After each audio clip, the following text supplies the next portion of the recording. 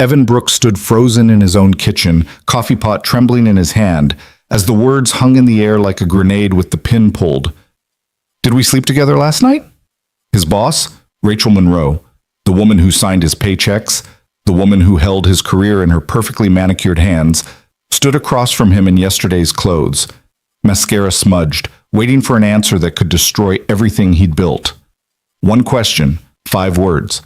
And suddenly, the fragile life he'd constructed as a widowed single father felt like it was crumbling beneath his feet. If you want to know how a simple act of kindness turned into the most terrifying morning of Evan's life, stick around until the end. And hey, drop a comment with your city so I can see how far this story travels.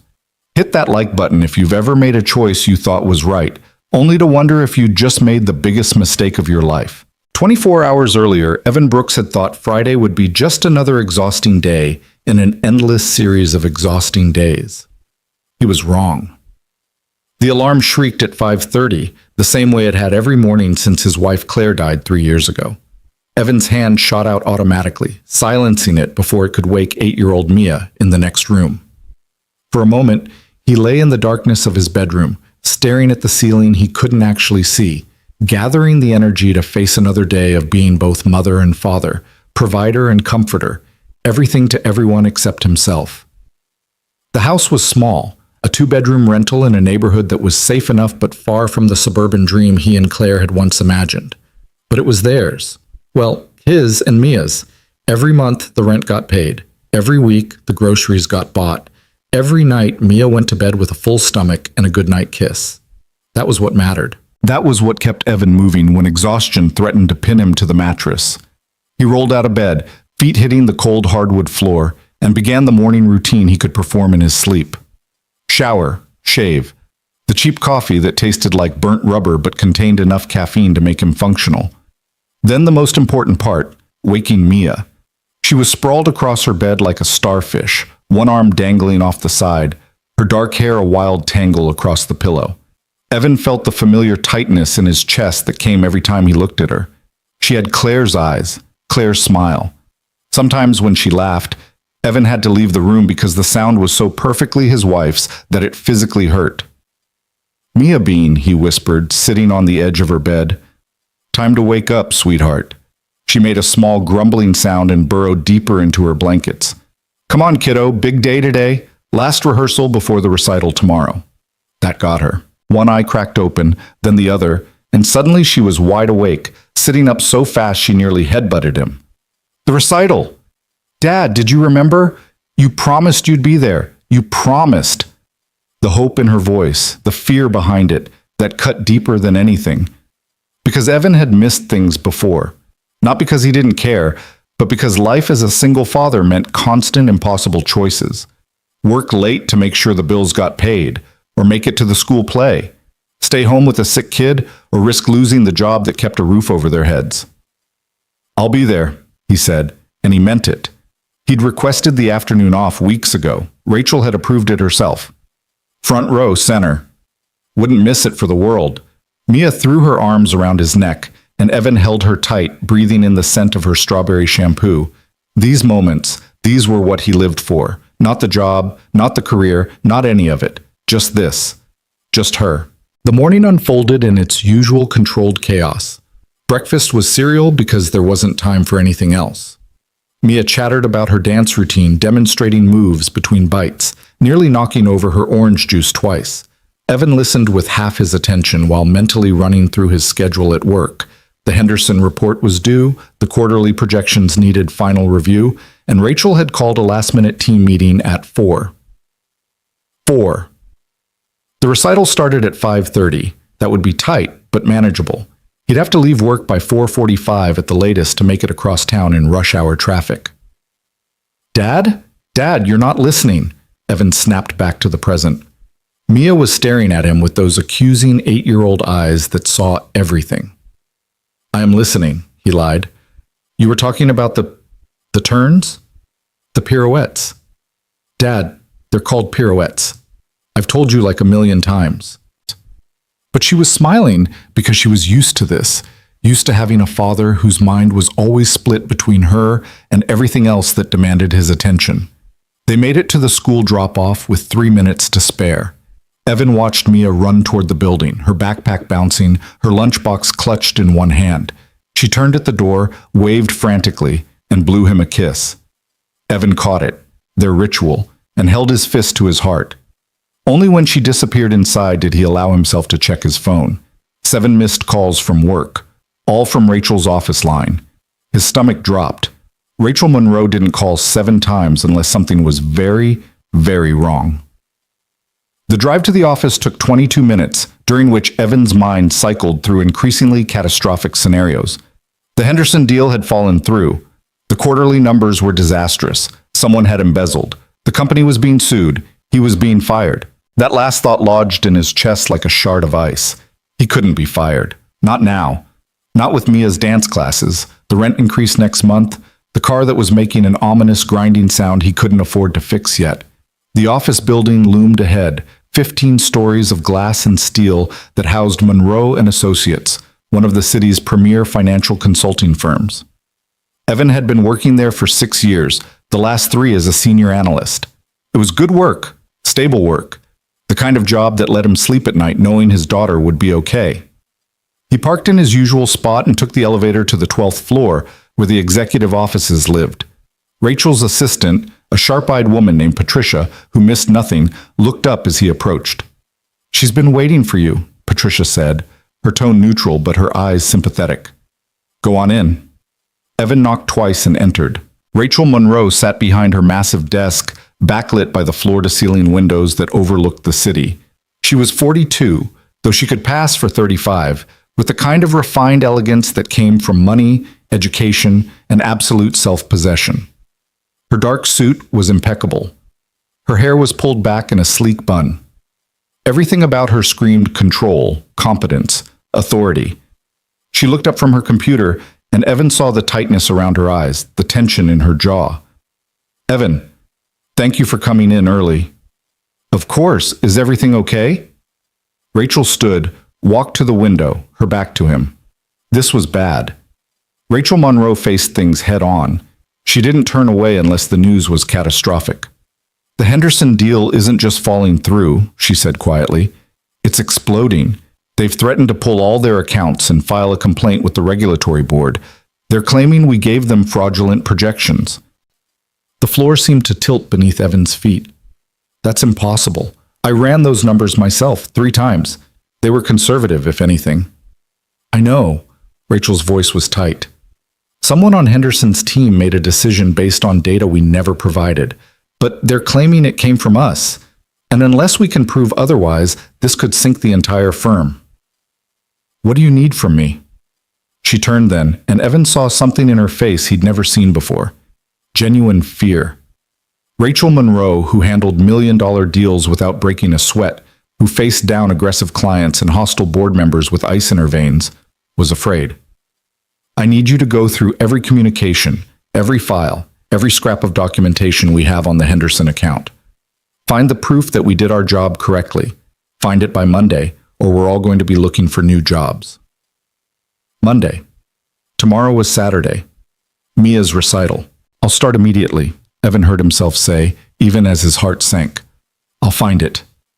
Rachel's shoulders dropped slightly, the tension easing just a fraction. "I knew I could count on you. You're the most thorough analyst I've ever worked with, Evan. If anyone can find the trail, it's you." The compliment should have felt good. Instead, it felt like a weight settling on his shoulders. He spent the next 8 hours buried in files, documents upon documents, emails, spreadsheets, communication logs. His eyes burned, his back ached. He forgot to eat lunch. Around 2 o'clock, he remembered he was supposed to grab a sandwich, but the cafeteria seemed impossibly far away, and there were still 3 more years of correspondence to review. His phone buzzed.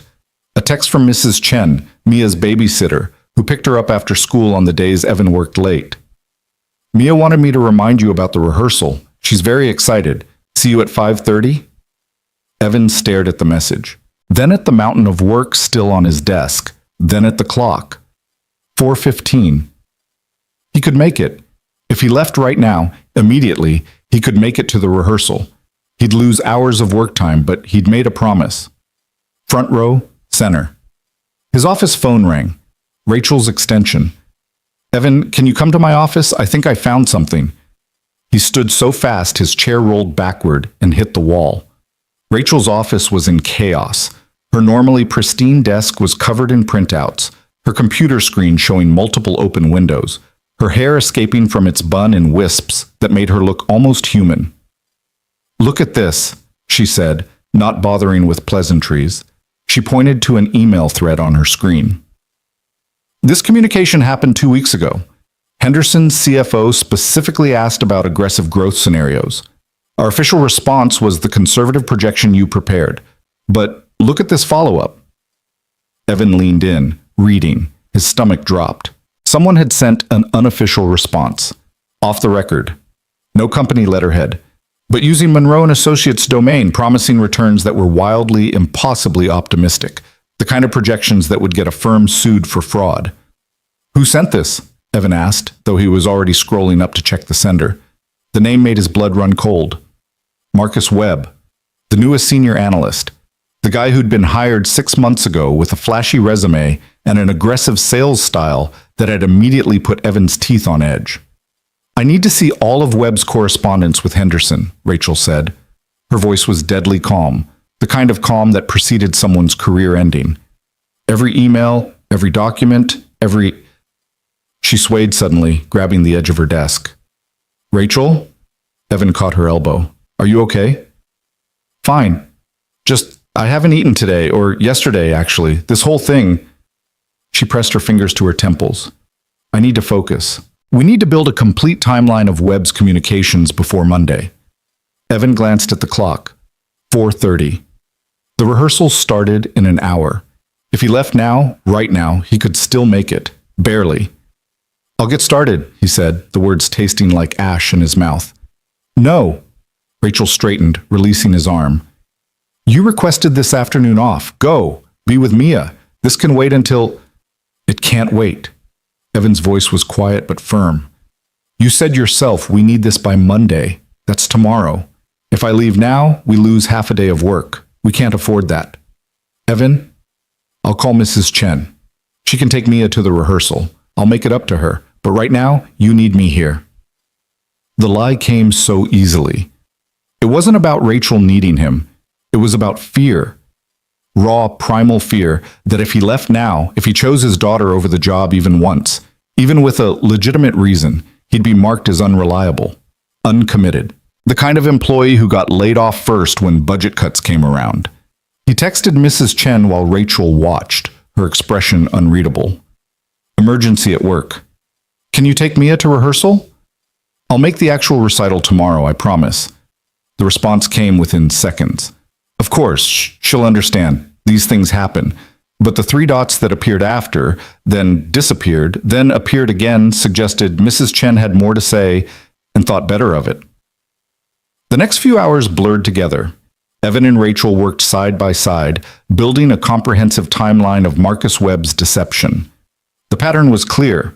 Webb had been making unauthorized promises to clients for months, covering his tracks by using personal email addresses and unofficial channels.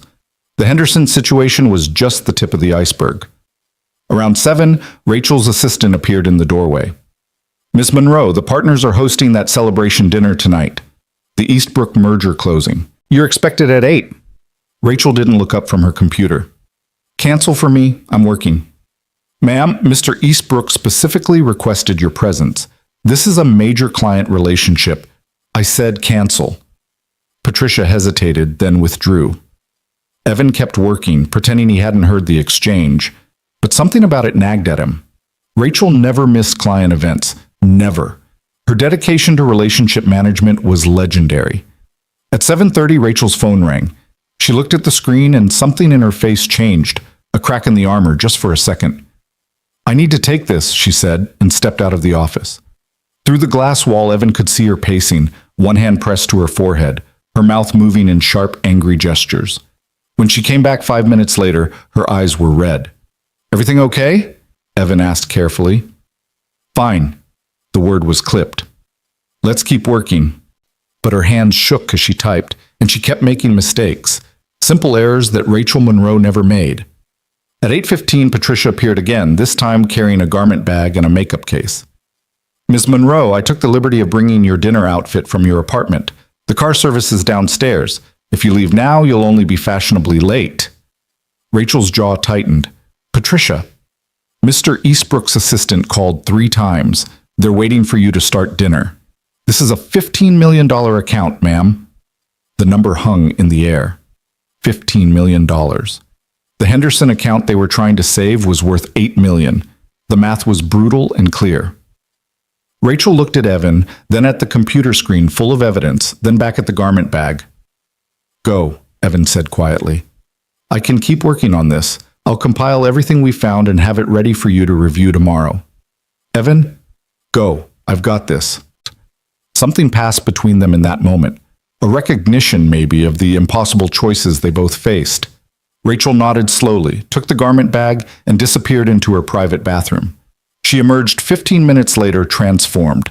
The rumpled professional was gone, replaced by a vision of corporate elegance in a black cocktail dress, her hair down and perfectly styled, makeup flawless. She looked like she belonged on a magazine cover. Thank you, she said to Evan, for staying, for... She gestured vaguely at the mountain of work. I won't forget this. Then she was gone, heels clicking down the hallway, leaving Evan alone with the evidence of Marcus Webb's betrayal and the ghost of his own broken promise to his daughter. He worked until midnight, compiling everything into a comprehensive report. His eyes felt like sandpaper, his head throbbed. But he had it. Irrefutable proof that Webb had acted alone, without authorization, making promises the company had never agreed to support. It should have felt like victory. Instead, it felt hollow. When he finally got home, Mrs. Chen was asleep on the couch, and Mia was in bed. Evan looked in on her, watched her small chest rise and fall with sleep breath, and felt something crack inside his chest. Tomorrow. Tomorrow he'd make it up to her. Front row center at the recital. He'd already missed the rehearsal. He couldn't miss the actual performance. He fell into bed at 12:30 and into a sleep so deep it felt like drowning. The phone woke him at 2:17 in the morning. Evan fumbled for it, heart pounding, because calls at 2 in the morning were never good news. Hello? Evan? The voice was slurred, unfamiliar. Evan Brooks? Yes? Who is this? It's Rachel, Rachel Monroe. I need help. Evan sat bolt upright. Rachel, what's wrong? Are you okay? I'm at the Riverside Hotel, room 1247. I can't find my car keys. I can't drive. I tried to call a cab, but my phone everything keeps spinning. She was drunk. Rachel Monroe, who Evan had never seen consume more than a single glass of wine at company functions, was drunk and alone in a hotel room at 2 in the morning. Are you safe? Evan asked, already pulling on pants with one hand. I don't know. I don't know what safe is anymore. Everything's... Her voice broke. Can you come get me? Please. I know it's late. I know I'm asking too much, but I don't have anyone else to call. That hit Evan harder than it should have. Rachel Monroe, with her perfect life and powerful career, didn't have anyone else to call. No husband, no boyfriend, no close friend who could come rescue her at 2 in the morning. I'll be there in 20 minutes, Evan said. Stay in your room. Lock the door. Don't let anyone in but me. He scribbled a note for Mrs. Chen, who was still asleep on the couch, grabbed his keys, and drove through empty streets to the Riverside Hotel. It was one of the city's premier establishments, the kind of place where the celebration dinner would have been held, where Rachel would have smiled and charmed and played her role perfectly while something inside her shattered. The hotel lobby was nearly deserted. A bored desk clerk barely looked up as Evan headed for the elevators. Room 1247 was at the end of a long hallway that smelled faintly of carpet cleaner and expensive perfume.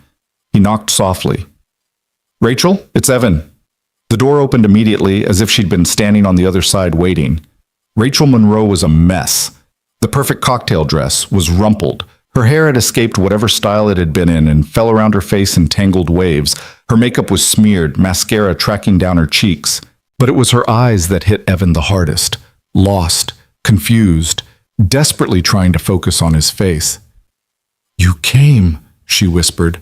Of course I came. Can I come in? She stepped back, and Evan entered the hotel room. It was a suite, actually, large and luxurious, with a sitting area and a king-sized bed visible through an open doorway. Empty champagne bottles littered the coffee table. Rachel's shoes lay abandoned near the door, one upright, one on its side. "What happened?" Evan asked gently. Rachel laughed, a brittle sound with razor edges. "What happened? My divorce was finalized today. Did you know that?" "Of course you didn't. I didn't tell anyone. 15 years of marriage, dissolved with a judge's signature this afternoon.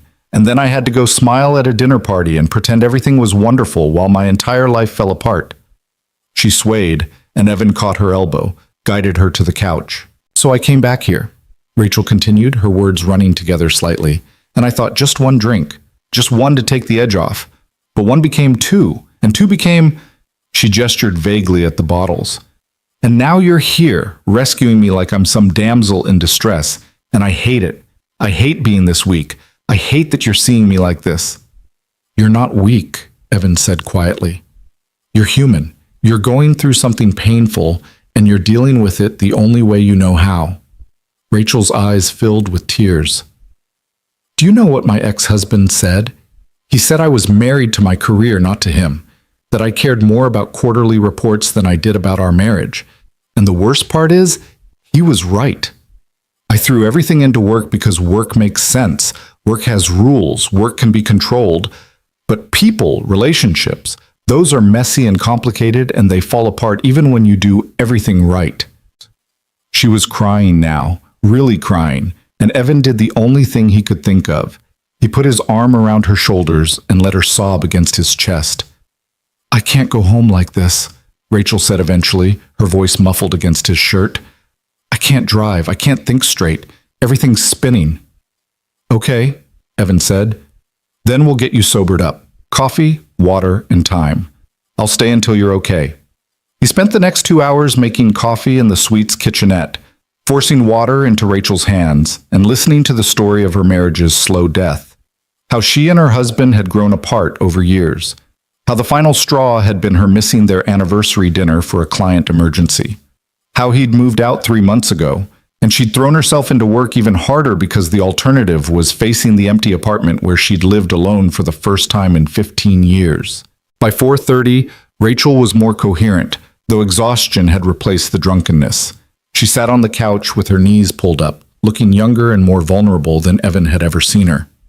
"Thank you," she said, "for coming, for staying, for not judging me." "Nothing to judge," Evan said. "We all fall apart sometimes. The important thing is getting back up." Rachel looked at him then, really looked at him, and something shifted in her expression. "You're a good man, Evan Brooks. Better than you know." Evan glanced at his phone. 4:45. The sun would be up soon. Mia would wake up in a few hours, excited about the recital. "I should go," he said. "My daughter, I need to be there when she wakes up." "But will you be okay? Do you want me to call someone, or—" "I'll be fine," Rachel said, but she didn't move, just sat there on the couch, small and lost in a way that made Evan's chest ache. He hesitated at the door. "Get some sleep, drink more water. And Rachel, you're stronger than you think. You'll get through this." The drive home was a blur. Evan made it back by 5:15, just as the sky was starting to lighten.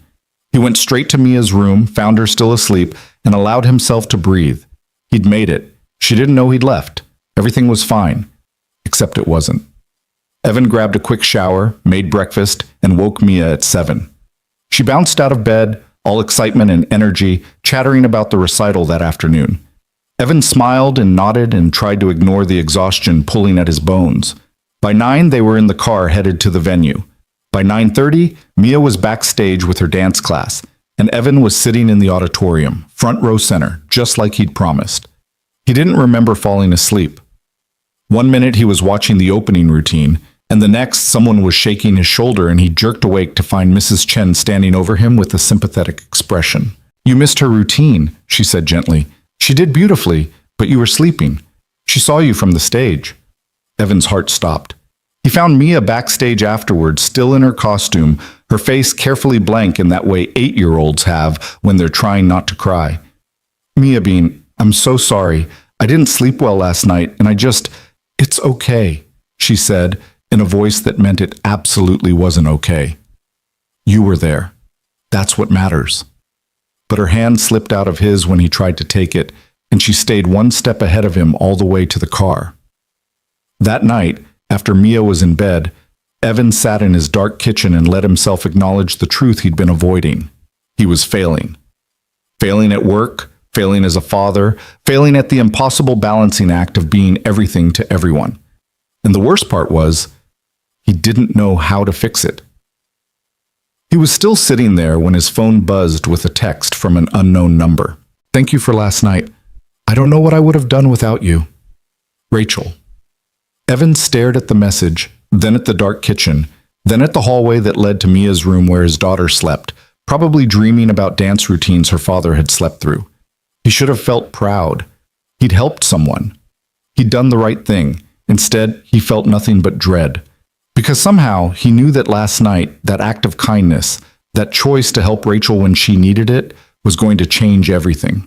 He just didn't know how yet. Sunday morning came too early. Evan woke to find Mia already awake, sitting at the kitchen table with a bowl of cereal, staring at nothing. She didn't look up when he entered. Morning, Mia Bean. Morning. The word was flat, emotionless. Evan poured himself coffee and sat across from her. I really am sorry about yesterday, about falling asleep. I know how important the recital was to you. Mia shrugged. Mrs. Chen said you were up late working. It's fine. It's not fine. I promised I'd watch and I didn't. That's not okay.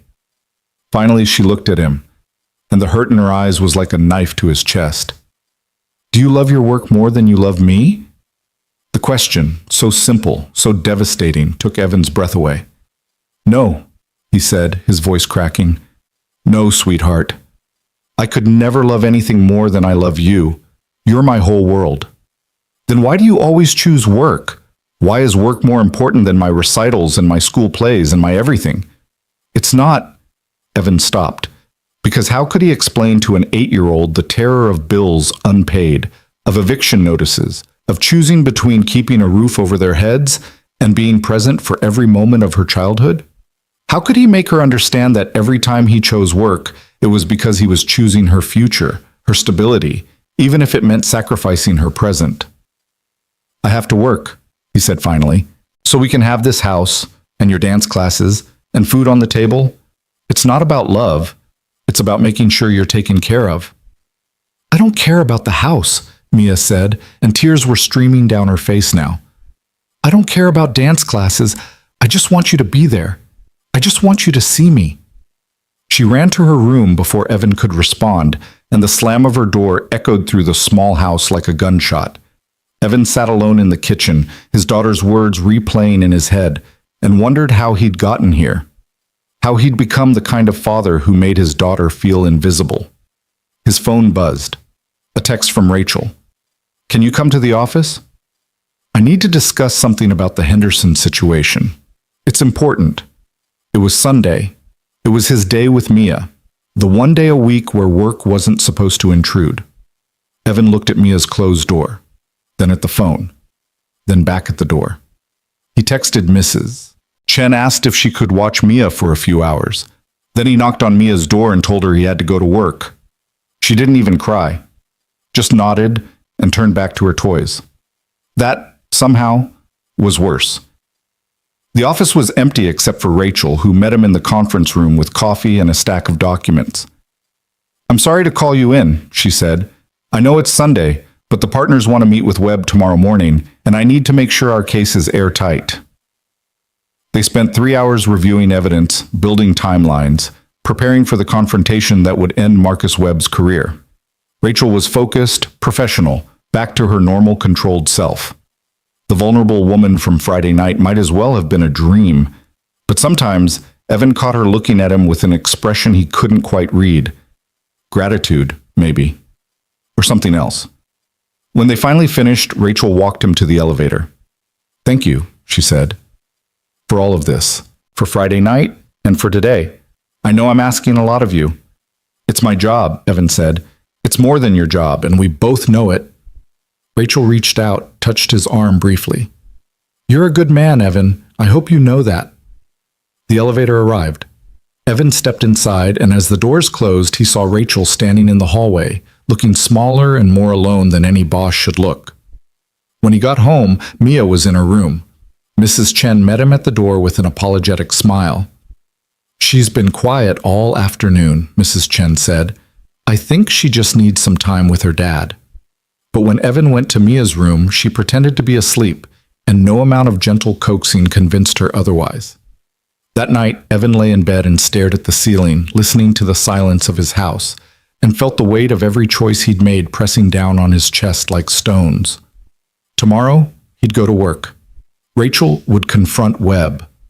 The Henderson situation would be resolved, and Mia would go to school feeling like her father chose spreadsheets over her. There had to be a better way. There had to be a balance he wasn't seeing, a solution that let him be both the provider his daughter needed and the father she deserved. But lying there in the dark, Evan couldn't imagine what that solution might be. So he closed his eyes and tried to sleep, knowing that tomorrow would bring the same impossible choices, the same crushing guilt, the same exhausting dance of trying to be everything to everyone while feeling like he was failing at all of it. The alarm went off at 5:30. Evan reached for it automatically, silenced it, and began the routine that would carry him through another day. What he didn't know, couldn't know, was that the question Rachel had asked in her hotel room, the favor he'd done, the choice he'd made to help her instead of going straight home, would come back to haunt him in ways he couldn't imagine. Because Monday morning, Evan Brooks would wake up to find Rachel Monroe standing in his kitchen, wearing yesterday's clothes, looking at him with fear and confusion in her eyes, asking the question that would change everything. Did we sleep together last night? But that moment was still hours away. For now, in the pre-dawn darkness of Sunday night, Evan Brooks slept and dreamed of dance recitals he didn't miss, and choices he didn't have to make, and a life where being a good father and a good employee weren't constantly at war with each other. Monday morning arrived with the subtlety of a freight train. Evan's eyes snapped open at 5:15 minutes before his alarm, his body already tense with anticipation of the confrontation ahead. Today was the day Marcus Webb would face the consequences of his deception. Today was the day Rachel would present their evidence to the partners. Today was supposed to be about professional vindication and corporate justice. Instead, it became the day Evan's carefully constructed world began to crumble. He went through the morning routine on autopilot: shower, shave, coffee that tasted like cardboard, and regret. He checked on Mia, who was still asleep, her face peaceful in a way that made his chest ache. She'd barely spoken to him yesterday evening, had gone to bed early claiming she was tired, but Evan knew better. She was pulling away, protecting herself from the disappointment of having a father who was always somewhere else. "I'll make it up to you," he whispered to her sleeping form. "I promise." Another promise. Another weight added to the pile he was already carrying. The drive to work was quiet, the city still waking up around him. Evan rehearsed in his head how the meeting would go. Rachel would present the evidence. The partners would be shocked, then angry. Webb would try to defend himself, maybe throw accusations around, but the documentation was ironclad. By noon, Webb would be clearing out his desk, and Evan would have saved the company millions in potential liability. He should have felt triumphant. Instead, he felt exhausted down to his bones. Evan pulled into the parking garage at 6:45, earlier than usual, but later than he'd planned. He'd meant to be there by 6:30 to go over the presentation one final time with Rachel, but getting Mia ready had taken longer than expected. She'd been moving slowly, deliberately, and Evan had the sinking feeling she was testing him, waiting to see if he'd snap at her to hurry up, if he'd prioritize work over patience. He hadn't snapped, but he'd checked his watch 3 times, and she'd noticed. The elevator ride to the 12th floor felt longer than usual. Evan stared at his reflection in the polished doors, saw a man who looked older than 36, saw the dark circles under his eyes, the tension in his jaw, the rumpled collar he'd forgotten to fix. The executive floor was still mostly empty, a few early risers hunched over their desks, the quiet hum of computers and coffee makers the only sound. Evan headed straight for Rachel's office, knocked twice, and entered. The office was dark, empty. That was strange. Rachel was always here early, especially on days like today when something important was happening. Evan checked his phone. No messages, no missed calls. He went to his own office, booted up his computer, and started reviewing the presentation files one more time. The evidence was all there, meticulously documented. Webb's unauthorized communications, the promises he'd made without approval, the timeline showing how he'd systematically deceived clients for his own commission bonuses. 7:30 came and went. Rachel's office remained dark. At 8, Patricia arrived, looking surprised to find Evan already there. "Have you seen Miss Monroe?" Evan asked. Patricia frowned. "No, she didn't mention coming in late. Let me try her cell." She dialed, waited, shook her head. Straight to voicemail. A cold finger of unease traced down Evan's spine. Rachel never missed important meetings. Never. And she definitely never let her phone die or turned it off. "The partners' meeting is at 9, Patricia said, checking her tablet. "She has to be here. This is the Webb situation. She's been preparing all weekend." "I know," Evan said. "Oh, keep trying her. I'll see if anyone else has heard from her." He spent the next 30 minutes calling everyone who might know where Rachel was. Her assistant hadn't heard from her. The partners' offices had no information. Even the building security confirmed her car wasn't in the garage. At 8:45, Evan made a decision that felt both necessary and like a massive invasion of privacy. He went back to Rachel's office, used his analyst access code to unlock her computer, and checked her calendar. The last entry was from Friday night. Eastbrook Celebration Dinner, Riverside Hotel. The Riverside Hotel, where Evan had picked her up at 2 in the morning, where she'd been drunk and crying about her divorce. His phone rang.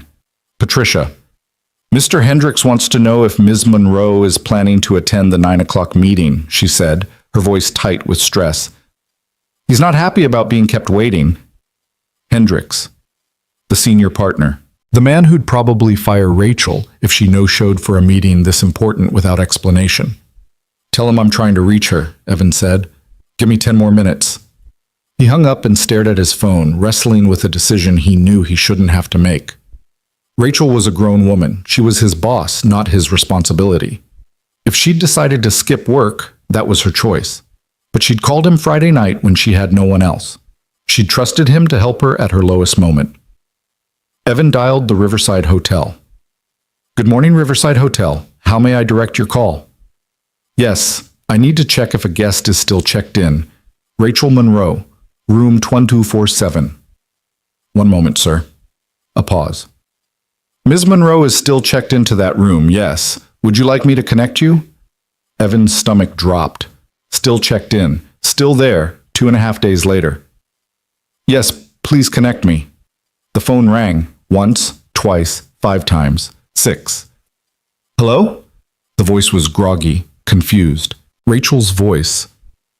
"Rachel, it's Evan. Are you okay?" A long pause, then quietly, "What time is it?" 8:50. "You have a meeting with the partners in 10 minutes. The Webb situation. Rachel, what's going on?" Another pause, longer this time. When Rachel spoke again, her voice was small, lost. "I don't know. I woke up here and I don't remember coming back. I don't remember Saturday. I don't remember." Her voice cracked. "Evan, what happened? What did I do?" The cold unease became a full-blown chill. "What do you mean you don't remember Saturday?" "I remember the dinner Friday night. I remember you picking me up, and then nothing. It's all blank. I woke up here an hour ago, and I couldn't remember how I got here, or why I'm still here, or—" She was spiraling, her words coming faster, higher. "What did I do? Did I call someone? Did I do something stupid? Evan, please, I need to know what happened." Evan's mind raced. She'd been drunk Friday night, yes, but functional. Emotional, but coherent. He'd sobered her up with coffee and water, had left her around 5 in the morning, planning to sleep it off. "I left you Friday morning around 5, Evan said carefully. "You were upset about your divorce, but you were okay. I made sure you had water and coffee. What's the last thing you actually remember?" "You leaving?" "The door closing. And then it's Sunday night, and I'm waking up confused, and I can't remember anything in between." Her breathing was getting faster, panicked. Did something happen between us? Did I do something inappropriate?" Evan, please, I need to know. I can't remember, and I need to know. The question hung in the air like a blade. No, Evan said firmly. Rachel, no, nothing happened. I helped you sober up. We talked, and I left. That's all. Then why can't I remember? Why would I lose 2 entire days? She was crying now. He could hear it in her voice. What's wrong with me? I don't know, Evan said, but right now you need to get yourself together and get to the office. The partners are waiting, the web meeting. I can't, Rachel whispered. I can't face them like this. I don't even know what day it is. I can't. Yes, you can. Evan kept his voice firm, authoritative. You're Rachel Monroe. You're the strongest person I know. Whatever happened this weekend, we'll figure it out later. But right now, you need to do your job. Take a shower, put on your armor, get to this office in the next hour, and show those partners why they're lucky to have you. Evan, 1 hour, Rachel, I'll stall the meeting, but you need to be here. He hung up before she could protest, before the panic in her voice could infect him too, and immediately called Patricia. Tell Hendricks that Ms. Monroe is dealing with a family emergency, but will be here within the hour. Tell him I can present the web evidence if needed, but she specifically wanted to be present for the final confrontation. He's not going to like that, Patricia warned. I know, but it's better than her not showing up at all. Evan spent the next hour in the most uncomfortable meeting of his life. The partners sat around the conference table like a tribunal, their patience wearing thinner with each passing minute. Marcus Webb was there too, looking smug and unconcerned, clearly confident that whatever accusations were coming, he could talk his way out of them. Mr. Brooks, Hendricks said, his voice sharp enough to cut glass. You assured us Miss Monroe would be here. It's been 53 minutes. My time is valuable. I understand, sir. She's on her way. There was a personal matter, sir, but I don't pay her to have personal matters during work hours. Hendricks stood. We'll reschedule. Mr. Webb, you're dismissed. Webb's smirk widened. Thank you, sir. I'm sure this is all just a misunderstanding. Actually, a voice said from the doorway, it's not. Rachel Monroe stood there, and Evan had to admire her sheer force of will. She looked perfect, hair immaculate, makeup flawless, wearing a power suit that screamed confidence and control. Only Evan, who'd heard the panic in her voice an hour ago, could see the tightness around her eyes, the slight tremor in her hands as she set her briefcase on the table. Gentlemen, she said, her voice steady and cold, thank you for your patience. Shall we begin? The next 2 hours were a masterclass in professional devastation. Rachel presented the evidence with surgical precision, each document another nail in Webb's coffin. His unauthorized communications, his fraudulent promises, his systematic deception of clients for personal gain. Webb tried to defend himself, tried to claim he was just being aggressive with sales tactics, but the documentation was irrefutable. By 11:30, he was being escorted from the building by security, his career in ruins. The partners congratulated Rachel on her thoroughness. Hendricks even cracked something that might have been a smile. Excellent work, Monroe. This could have destroyed us. You saved the company significant liability. Mr. Brooks did most of the investigative work, Rachel said, and Evan felt her eyes on him. I couldn't have built this case without him. After the meeting, after the partners had dispersed and the conference room had emptied, Rachel lingered. Evan started gathering his files, acutely aware of her presence. Thank you, she said quietly, for the call this morning, for stalling them, for everything. Just doing my job, Evan said, not looking at her. Evan? She waited until he met her eyes. What happened this weekend? Why can't I remember? I don't know, but you should see a doctor. Memory loss like that. That's not normal. Rachel nodded slowly. I will. I needed to get through today first. I needed to prove I could still do my job. You did more than that. You were incredible in there. Something vulnerable flickered across her face.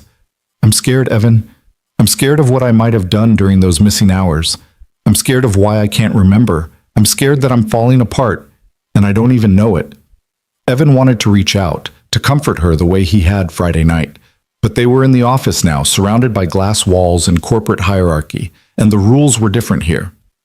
Go see a doctor, he said instead. Get checked out. Make sure everything's okay physically, The rest we can figure out later." Rachel nodded, gathered her things, and left without another word. Evan should have felt relieved. The Webb situation was resolved. Rachel was okay, or at least functional. Everything could go back to normal now, except he couldn't shake the feeling that something was deeply, fundamentally wrong. He worked through lunch, trying to focus on the backlog of projects that had piled up over the weekend, but his mind kept circling back to Rachel's panicked voice on the phone, to the fear in her eyes despite her perfect presentation, to the mystery of 2 missing days. At 3 o'clock, his phone buzzed. A text from Mrs. Chen. "Mia's school called. She's in the nurse's office with a stomachache. They want someone to pick her up." Evan's heart sank. He checked his calendar. 2 meetings this afternoon, both important, a deadline at 5 for the quarterly projections. He texted back, "Can you get her? I'll be home by 6. The response came immediately. "I have a doctor's appointment at 3:30. Can't reschedule. She's asking for you. She's asking for you." 4 words that cut deeper than any blade. Evan stared at his computer screen, at the spreadsheets and reports that demanded his attention, at the career he'd built through sacrifice and dedication. Then he looked at his phone, at those 4 words, and made a choice that shouldn't have felt so difficult. He grabbed his jacket and headed for the elevator. Patricia caught him in the hallway. "Mr. Brooks, you're 3:30 with accounting." "Cancel it. Family emergency." "But the projections are due." "I'll finish them from home tonight. I have to go." He was in his car before anyone could stop him, before he could second-guess himself, before the guilt could change his mind. The drive to Mia's school took 15 minutes through mid-afternoon traffic, and every minute felt like an hour. The school nurse's office smelled like antiseptic and children's tears. Mia sat on the examination bed, looking small and miserable, clutching her stomach. When she saw Evan, her face crumpled. "Dad," she whispered. "Hey, Mia Bean, I'm here. Let's get you home." The nurse gave him the rundown. No fever, no vomiting, probably just stress or anxiety manifesting as physical symptoms. Kids did that sometimes when they were upset about something. Evan signed her out, scooped her into his arms, even though she was really too big to be carried anymore, and took her home. He made her soup. He set her up on the couch with blankets and her favorite stuffed elephant. He turned on the cartoon she loved, but pretended she was too old for. And then he sat beside her and said, "Talk to me, sweetheart. What's really going on?" Mia was quiet for a long time, staring at the TV without really watching. Finally, in a voice so small Evan had to lean in to hear it, she said, "Do you wish you didn't have to take care of me?" The question hit Evan like a physical blow. "What? Mia, no. Why would you think that?" "Because you're always so tired, and you're always working, and I heard Mrs. Chen tell her friend that being a single parent must be so hard, and you must wish you had help, and I thought—" Her voice broke. "I thought maybe you wish Mom was still here so you didn't have to do everything alone. And if Mom was here, you wouldn't have to choose between me and your work all the time." Evan pulled her into his arms, held her tight against his chest. "Listen to me, Mia. Listen carefully. You are not a burden. You have never been a burden. You're the best thing in my entire life. Everything I do, every choice I make, it's all for you. Then why do you always choose work?" The question was muffled against his shirt, but the pain in it was crystal clear. "Because I'm scared," Evan admitted, the words tumbling out before he could stop them. "I'm scared that if I don't work hard enough, we'll lose this house. I'm scared that if I'm not perfect at my job, I'll get fired and won't be able to pay for your dance classes or your school or food on the table. I'm scared that I'm not enough for you, that I can't be both a mom and a dad, that I'm failing you every single day." Mia pulled back to look at him, her eyes wide and wet with tears. "You're not failing me. You're the best dad ever. I just want you to be there sometimes. I don't care about dance classes if you're not there to watch. I don't care about this house if you're too tired to play with me. I just want you, Dad. Just you." Evan felt something crack open in his chest, something he'd been keeping carefully locked away since Claire died. The tears came before he could stop them, and suddenly he was crying, really crying, for the first time in 3 years. "I'm sorry," he said. "I'm so sorry, baby. I've been so focused on keeping everything together that I forgot the most important part. I forgot that you need me, not just my paycheck. You need me to be present, not just in the same room. They sat there together, father and daughter, crying and holding each other while the cartoon played unwatched in the background. And slowly, Evan felt something shift inside him. A realization that had been building for weeks, maybe months, finally crystallizing into clarity. He couldn't keep doing this. Something had to change. That evening, after Mia was in bed, Evan sat at his kitchen table with his laptop and did something he'd been avoiding for 3 years. He looked at his finances, really looked at them. The numbers were sobering but not as catastrophic as his anxiety had convinced him they were. Yes, money was tight. Yes, he lived paycheck to paycheck. But he also had savings, not much, but enough to survive a few months if he lost his job. He had skills that were marketable. He had options he'd been too scared to consider. And most importantly, he had a daughter who needed him more than she needed financial security. Evan opened a new document and started writing. Not a resignation letter, not yet, but a proposal. A plan for flexible scheduling, for remote work options, for a better balance between his professional responsibilities and his personal ones. It was 2 a.m. when he finally finished. The proposal was comprehensive, detailed, supported by data showing how flexible arrangements actually increased productivity and employee retention. He'd present it to Rachel tomorrow, and if she said no, well, then maybe it was time to start looking for a job that valued him as a whole person, not just as a productivity machine. Evan was about to close his laptop when an email notification popped up. From Rachel, sent at 1:47 a.m. Subject: Today. Evan, I saw a doctor this evening, ran every test they could think of.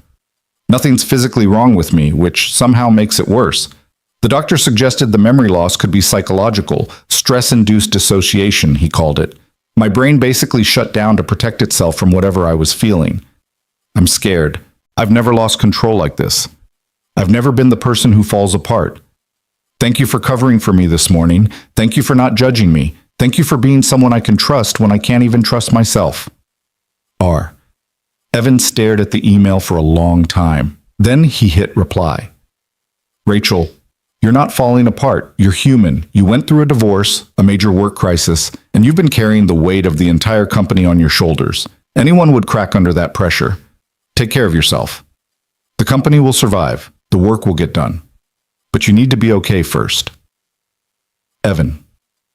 He sent it before he could overthink it, then closed the laptop and went to bed.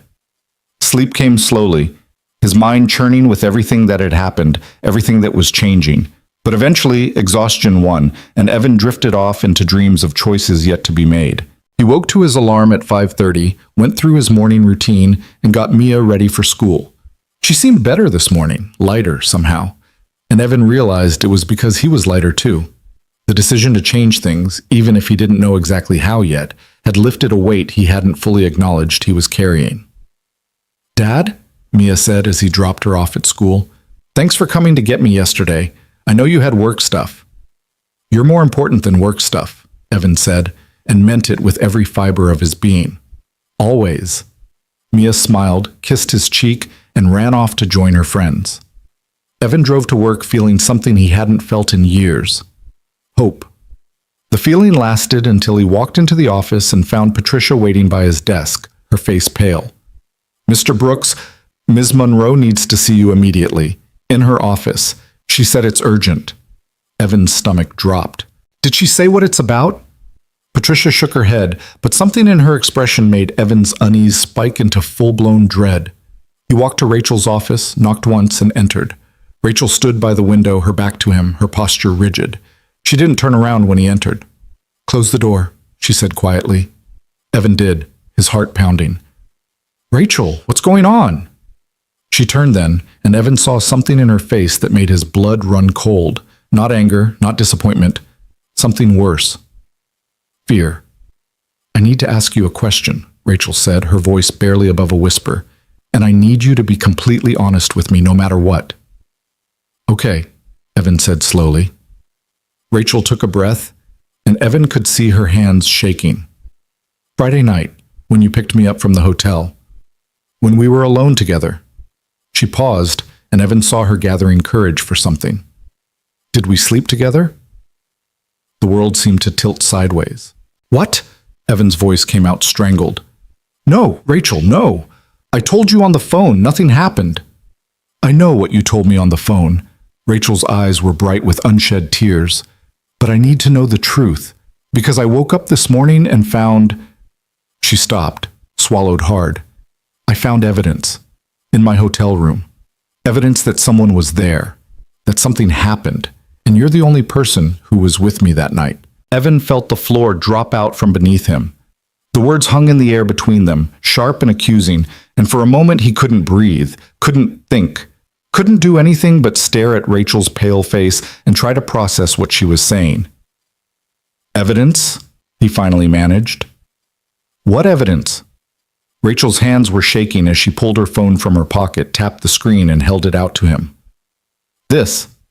The photo showed a hotel room, the same suite Evan had been in Friday night. But the scene was different from what he remembered. The bed was unmade, sheets tangled, 2 glasses sat on the nightstand, both with remnants of amber liquid. A man's watch lay on the dresser. Not Evan's watch. He was wearing his, but a watch nonetheless. And there, on the floor near the bed, was a tie. A blue striped tie that looked eerily similar to the one Evan had worn Friday. But it wasn't his tie. It couldn't be. Because he'd left at 5 in the morning and Rachel had been on the couch, and nothing had happened. Rachel, Evan said carefully, his mind racing. When did you take this photo? This morning, when I went back to the hotel to check out finally, I walked into the room and found it like this.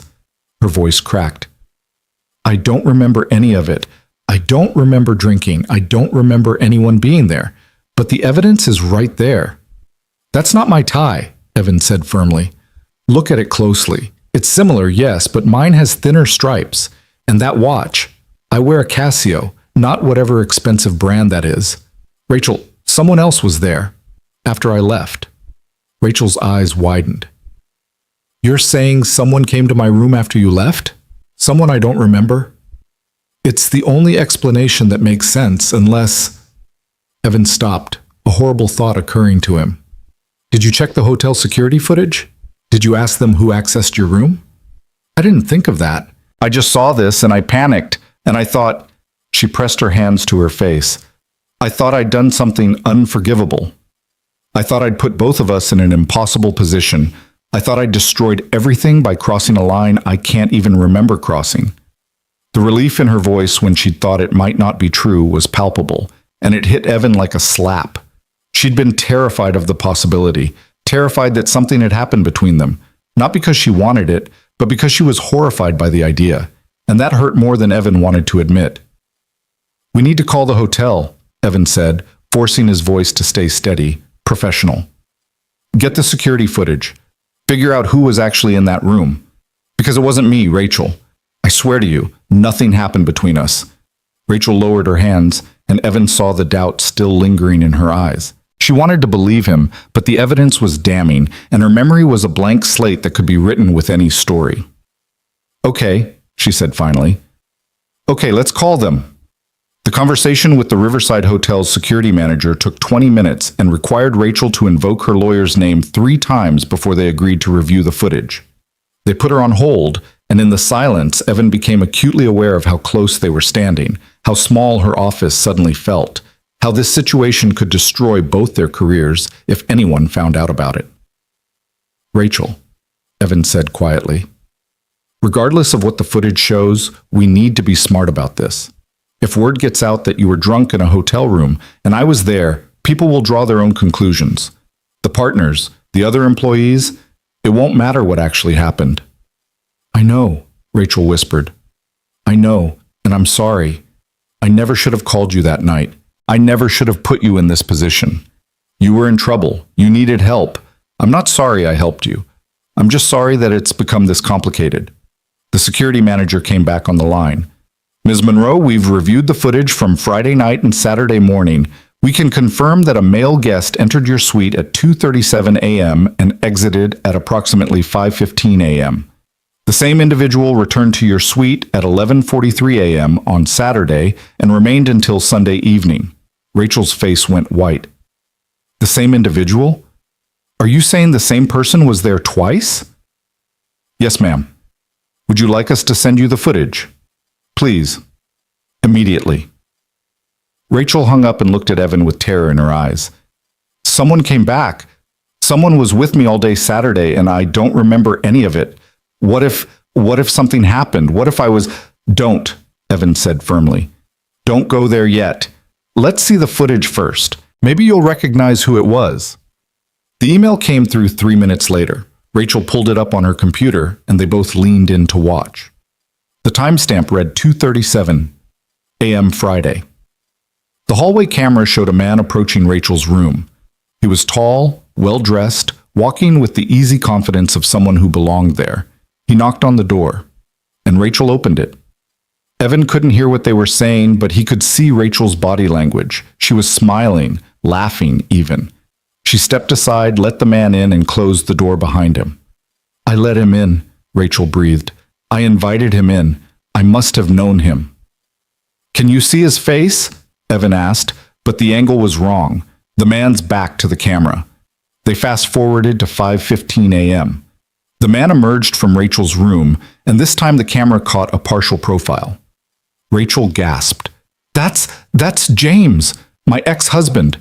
The words fell like stones into still water. Your ex-husband, Evan repeated slowly. The divorce was finalized Friday, and he showed up at your hotel that night? I don't understand. Why would he come? Why would I let him in? Rachel's voice was rising, panic threading through it. We were done. The divorce was final. We had nothing left to say to each other. They kept watching. The Saturday footage showed James returning at 11:43 a.m., this time with bags from a nearby deli. He knocked. Rachel answered. She was wearing different clothes, looked more put together than Friday night, and again she smiled at him. Again she let him in willingly. I don't remember, Rachel whispered. I don't remember any of this. How can I not remember my ex-husband spending an entire day with me? Evan thought about what the doctor had said. Stress-induced dissociation, the brain shutting down to protect itself from overwhelming emotion. Maybe seeing James again, talking to him, dredging up everything from their failed marriage. Maybe that had been too much for Rachel's already fragile mental state. We need to call him, Evan said. Ask him what happened. He might be able to fill in the blanks. I can't, Rachel said. I can't talk to him. Not about this. Not when I don't even know what this is. Then let me call him, as your colleague checking in. I'll find out what happened without revealing that you don't remember. Rachel looked at him with something like desperation. You do that? Yes. But Rachel, you need to promise me something. Whatever James tells me, whatever happened that weekend, you need to see another doctor, a specialist, because memory loss like this isn't normal and it's not safe. I promise, Rachel said. Just please find out what happened. Getting James's number was easy enough. Rachel had it saved in her phone under a contact labeled simply X. Calling him from Evan's office, with Rachel sitting across from him looking like she might shatter at any moment, was one of the hardest things Evan had ever done. James picked up on the third ring. Hello? Mr. Williams, this is Evan Brooks. I work with Rachel at Monroe & Associates. A pause. Is Rachel okay? Did something happen? Interesting, Evan thought. Genuine concern in his voice, not the tone of an ex-husband who'd walked away and moved on. She's fine, Evan said carefully. I'm actually calling because she mentioned you stopped by her hotel room this past weekend, and she wanted me to follow up on some things you two discussed, about the company. But her notes are a bit unclear, and I wanted to make sure I had the details right. Another pause, longer this time. I'm sorry. I think there's been a misunderstanding. Rachel and I didn't discuss anything about the company. We barely discussed anything at all, to be honest. Oh? Evan kept his voice neutral, professional. I must have misunderstood. Can you tell me what you two did talk about? James sighed, and Evan heard the exhaustion in it. Look, I don't know what Rachel told you, but Friday night was a mistake. I went to that hotel because I knew she'd be there for the Eastbrook dinner, and I wanted to talk to her. To apologize for how things ended between us, to see if maybe we could find some closure. And did you? I don't know. She was drunk when I got there. Really drunk. She'd been crying, said something about work being a disaster, about losing everything. I helped her get cleaned up, made sure she was okay. We talked for a few hours. She cried some more, fell asleep on the couch. I left around 5 because I didn't want her to wake up and think something had happened that didn't happen. The story matched what Evan remembered. Rachel on the couch, crying about her divorce and her job, someone leaving at 5 a.m., but Evan had left at 5 a.m. too. And Saturday? Evan prompted. She called me Saturday morning, sounded confused, said she didn't remember me being there, asked if I could come back so we could talk again. So I did, brought lunch. We spent the day just talking about the marriage, about where things went wrong, about whether there was any chance we could try again. James's voice dropped, and the answer was no. We both knew it, but we needed to say it out loud, needed to have that conversation. I left Sunday evening, and that was it, closure, finally. Evan felt like he was missing something, some crucial piece that would make this all make sense. Mr. Williams, did Rachel seem okay to you? Mentally, I mean? No, James said bluntly. She seemed like she was barely holding it together, like she was running on fumes and sheer willpower. I told her she needed to take some time off, see a therapist, but she said she couldn't, said the company needed her. Same thing she always said when I asked her to prioritize anything over work. The bitterness in his voice was unmistakable. I see, Evan said. Thank you for clarifying. I appreciate your time. Mr. Brooks, tell Rachel I meant what I said Sunday. She needs to take care of herself before she burns out completely. She's not invincible, no matter how hard she tries to be. Evan hung up and relayed the conversation to Rachel, who sat frozen in her chair, processing. So I called him, she said slowly. Saturday morning, I called James and asked him to come back. Why would I do that? Maybe you needed closure. Maybe you needed to talk to someone who knew you before you became Miss Monroe, the corporate powerhouse. Maybe you just needed to not be alone. Rachel's laugh was bitter. I spent an entire day with my ex-husband, and I can't remember a single moment of it. What's wrong with me, Evan? What's happening to my brain? I don't know, but you promised you'd see a specialist, and I'm holding you to that. Today. Call someone today. I will, Rachel said, but she wasn't looking at him. She was staring at her hands, at the wedding ring she'd finally taken off 2 weeks ago, leaving a pale band of skin where it had been for 15 years. Rachel, Evan said gently, can I ask you something? Why did you think it was me? In the hotel room, I mean. Why was I the first person you suspected? She finally looked up, and the vulnerability in her eyes made Evan's chest ache. Because you were there, because you've been there more than anyone else lately. Because when I woke up confused and scared, you were the person I called. You've become... She stopped, swallowed. You've become someone I depend on, Evan, and that terrifies me. Because the last time I depended on someone, they left. I'm not leaving, Evan said, and meant it. I'm your colleague, your analyst, and apparently your emergency contact when your life falls apart. But I'm not leaving. You should, Rachel said quietly. You should put distance between us before this gets more complicated than it already is. Before I drag you down with me. Too late, Evan said. We're in this together now. So you're going to see that specialist and you're going to figure out what's causing these memory lapses and you're going to take care of yourself. And I'm going to keep doing my job and making sure this company doesn't fall apart. That's the deal. Rachel smiled, small and sad. When did you get so bossy? I learned from the best. She laughed then, a real laugh, and some of the tension in the room eased.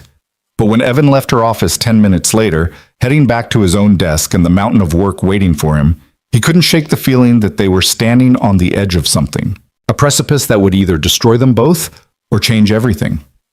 The rest of the week passed in a blur of meetings and deadlines and carefully maintained professional distance. Rachel saw a neurologist who ran more tests and found nothing physically wrong. She saw a psychiatrist who diagnosed her with acute stress response and dissociative episodes brought on by emotional trauma. She started therapy, started medication to help with the anxiety that was manifesting as memory loss. And slowly, she started to seem more like herself again.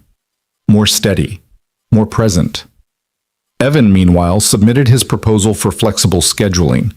He didn't hear back from Rachel about it, which he took as either a good sign or a terrible one. He chose to believe it was good and focused on being present for Mia in the meantime. He made it to her dance practice 3 days that week. He helped her with homework every night. He was there for dinner, for bedtime stories, for the small moments that made up a childhood. And he realized gradually that the sky hadn't fallen. The work still got done. The deadlines were still met. The company survived without him sacrificing every waking moment to it. On Friday afternoon, Patricia appeared at his desk with a message. Miss Monroe would like to see you in her office at 5. Evan's stomach clenched. 5 p.m. on a Friday. That was either very good or very bad. He knocked on Rachel's door at exactly 5 o'clock. She was standing by the window again, her favorite thinking spot, but this time she turned when he entered. Close the door, she said. Evan did, his heart pounding. I read your proposal, Rachel said without preamble. The one about flexible scheduling and remote work options. And it's brilliant, well-researched, data-driven, thoughtfully presented. She paused. It's also completely reasonable, which makes me realize how unreasonable I've been. How unreasonable this entire company culture has been. Evan blinked. That wasn't what he'd expected. I'm approving it, Rachel continued. Not just for you, for everyone in the department. We're implementing a new policy starting next month. Flexible hours, remote work options 2 days a week, mandatory time off. The whole package. Rachel, I've been thinking about what James said, about burning out, about not being invincible. She turned to face him fully.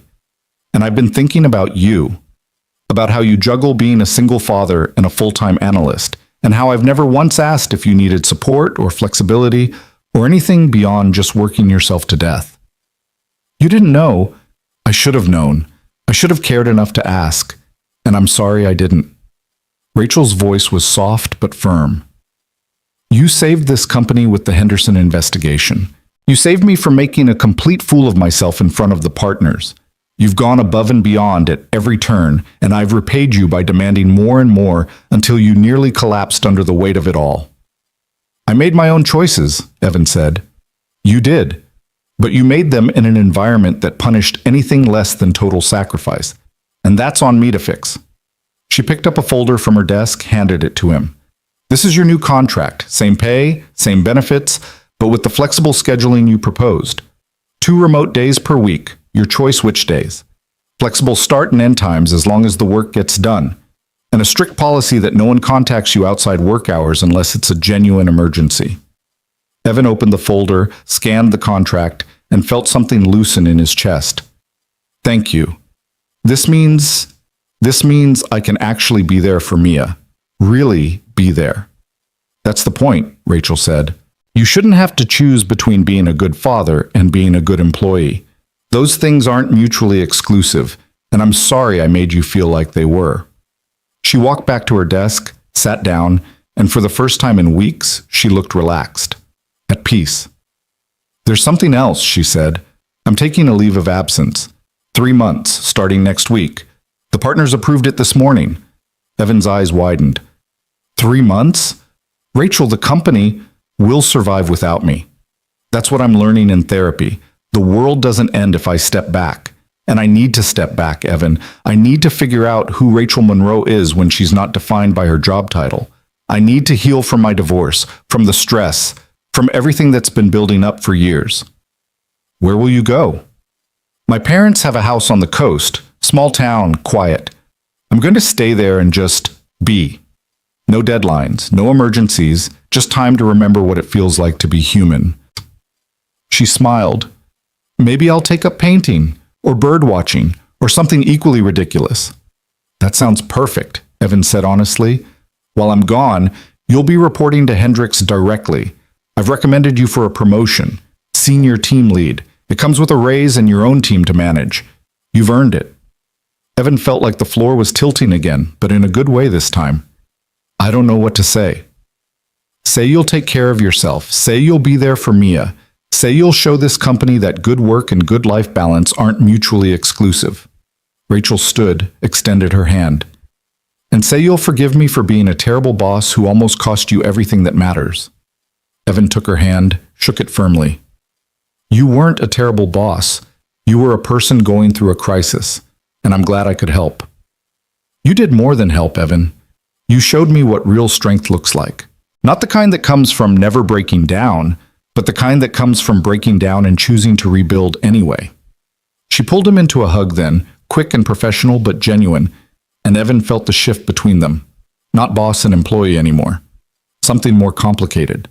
Something that felt like friendship built on shared crisis and mutual respect. When Rachel pulled back, her eyes were bright but clear. Go home to your daughter. Have a good weekend. Live your life. And thank you, Evan, for everything. Evan left the office at 5:30 for the first time in months. He picked up Mia from aftercare early, surprised her with ice cream, and took her to the park where they fed the ducks and talked about nothing important. That night he made dinner, actual dinner, not just cereal or frozen pizza, and they ate together at the table. Mia told him about her week, about her friends, about the science project she wanted to do on butterflies. And Evan listened, really listened. Not with one eye on his phone or one ear on work problems, but with his full attention focused on his daughter and the life they were building together. Later, after Mia was asleep, Evan sat in his living room with a glass of water and thought about how close he'd come to losing this. How the question Rachel had asked, "Did we sleep together?" had felt like the end of everything. How it had turned out to be the beginning of everything changing for the better. His phone buzzed with a text from an unknown number. When he opened it, he saw it was from James Williams. The message was brief. I don't know what you said to Rachel, but thank you. She called me yesterday. We talked, really talked, for the first time in years. We're not getting back together, but we're not enemies anymore either. That means something. Evan typed back. She did that herself. I just helped her find the space to do it. The response came quickly. Take care of her while I can't. She trusts you. That's rare for her. Evan stared at that message for a long time, at the weight of responsibility it represented, at the trust it implied. Then he set his phone aside and let himself imagine, just for a moment, what it might be like to be someone Rachel Monroe could trust. Not just as an employee, but as a person, as someone who saw past the perfect facade to the vulnerable, struggling human underneath. It was a dangerous thought, a complicated thought, one that blurred lines he knew he shouldn't blur. But it was also, Evan realized, a thought that had been growing in the back of his mind for weeks now. Every time Rachel had shown him vulnerability, every time she'd trusted him with her fears, every time she'd looked at him with something more than professional appreciation. He wasn't in love with her. He barely knew her outside the context of work. But there was something there, some spark of connection that went beyond boss and employee, beyond crisis and rescue. And that terrified him more than any question she could have asked. The weekend passed peacefully. Evan took Mia to the zoo on Saturday, and they spent hours watching the penguins and making up stories about their lives. Sunday was lazy and slow, full of books and board games, and the kind of quality time Evan had been too exhausted to give for months. Monday morning, he woke up feeling something he hadn't felt in years, optimistic. He got Mia ready for school, dropped her off with a promise to pick her up himself that afternoon, and drove to the office with his new contract in hand. His life was changing, his priorities were realigning, and for the first time since Claire died, Evan felt like he might actually be able to do this, to be both the father Mia needed and the professional he wanted to be. The office felt different somehow when he walked in, lighter, more spacious. Patricia greeted him with a smile and congratulations on his promotion. His new team, 3 analysts who'd be reporting to him, stopped by to introduce themselves. Hendricks called him into a meeting to discuss the transition plan for Rachel's leave of absence. Everything was falling into place. And then, at 11 a.m., his phone rang. Mia's school. Again. Mr. Brooks, this is Principal Davidson. I'm calling because Mia has been involved in an incident. No one's hurt, but we need you to come to the school right away. Evan's heart dropped. What kind of incident? It's better if we discuss it in person. How soon can you be here? 20 minutes, Evan said, already grabbing his jacket. He told Hendricks there was a family emergency, got approval to leave, and drove to Mia's school with his mind racing through worst-case scenarios. Fight, injury, bullying, something bad enough that the principal needed to see him in person. When he arrived, he was directed to Principal Davidson's office, where Mia sat in a chair looking small and miserable. Her teacher, Mrs. Patterson, stood nearby with a concerned expression. Mr. Brooks? Principal Davidson said, gesturing to a chair. Thank you for coming so quickly. Mia, would you like to tell your father what happened? Mia looked at the floor. I yelled at Brittany. You didn't just yell at her, Mrs. Patterson said gently. You told her you hated her and that you wished she'd transfer to another school in front of the entire class. Evan's eyes widened. Mia never acted out. Never. She was the quiet kid, the well-behaved one, the child teachers loved because she never caused problems. Mia, Evan said carefully, why did you say that? Mia's bottom lip trembled. Because she said that my mom probably died because she didn't want to be my mom anymore. She said that's why you're always at work instead of with me, because you probably don't want to be my dad either. The words hit Evan like a physical blow. He looked at Principal Davidson, at Mrs. Patterson, and saw the same horror reflected in their faces. Brittany has been spoken to, Principal Davidson said quickly. Her parents have been called. What she said was cruel and completely unacceptable. However, Mia's response was also inappropriate, and we need to address that. But Evan was barely listening. He was looking at his daughter, at the tears streaming down her face, at the pain radiating from every inch of her small body, and he felt something inside him shift and settle into absolute clarity. Mia, he said softly, come here. She scrambled out of her chair and into his arms, and Evan held her while she cried against his chest, her whole body shaking with the force of it. Your mom didn't leave because she didn't want to be your mom, Evan said, his voice thick with emotion. She died because she got sick, and no amount of love could fix that. But she loved you more than anything in this world. And I love you more than anything in this world. You are not unwanted. You are not unloved. You are the center of my entire universe, and I'm sorry if I ever made you feel otherwise. But you're always working, Mia sobbed. You're always choosing work over me. Not anymore, Evan said firmly. Not ever again. Because you're right, baby. I've been so worried about giving you financial security that I forgot you need me more than you need anything my paycheck can buy. And that changes now, today. He looked up at Principal Davidson. Is Mia being suspended? Given the circumstances, no. But we do need her to apologize to Brittany, and we'd like to set up some sessions with the school counselor to help her process her grief and find better ways to handle her emotions. Fine, Evan said. Whatever she needs. But I'm taking her home today. She needs time with her father more than she needs to sit in class pretending to be okay. Principal Davidson nodded. That's probably wise. Mrs. Patterson, can you get Mia's homework together so she doesn't fall behind? 10 minutes later, Evan walked out of the school hand in hand with his daughter, and he didn't feel guilty about leaving work early. He didn't feel anxious about the deadlines or the meetings or any of it. He just felt certain that he was exactly where he needed to be. They spent the afternoon together, father and daughter, talking about Claire, about grief, about how it was okay to be angry and sad and scared sometimes. Evan told Mia stories about her mother she'd never heard before, stories about their early days together, about how they'd met, about how they'd decided to have a baby, and how excited Claire had been when they found out it was a girl. She would be so proud of you, Evan said as they sat on the couch, Mia curled against his side. You're smart and kind and brave, and you have her eyes and her smile and her heart. I miss her, Mia whispered. I know, baby. I miss her too, every single day. Do you think you'll ever love someone else? Like, get married again? The question surprised Evan. I don't know. Maybe someday. Would that bother you? Mia thought about it. No, I think Mom would want you to be happy, and I want you to be happy too. You're always so sad, Dad, even when you smile. Out of the mouths of babes, Evan thought, because she was right.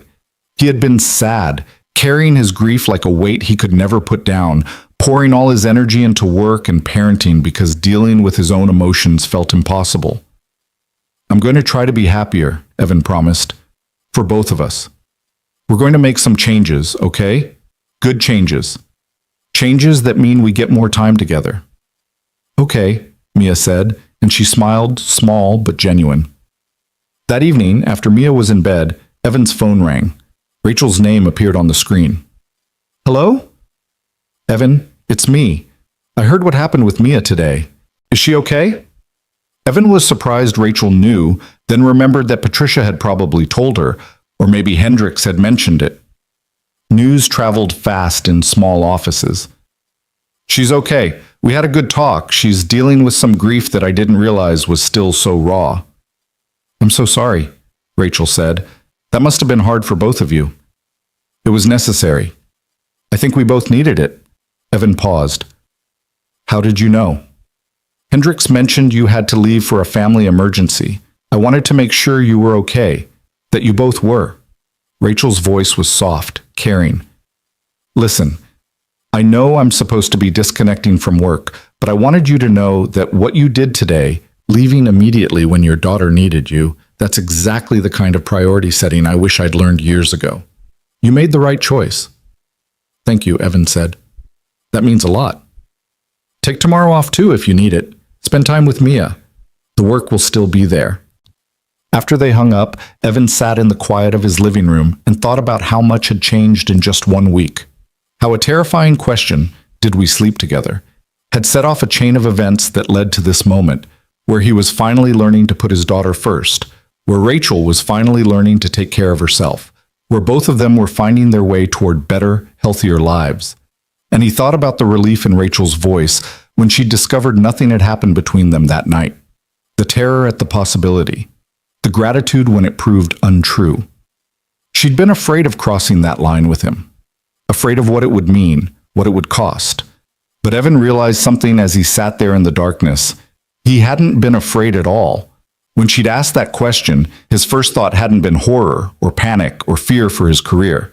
It had been a flash of something else, something he didn't want to examine too closely, something that felt dangerously close to disappointment that the answer was no.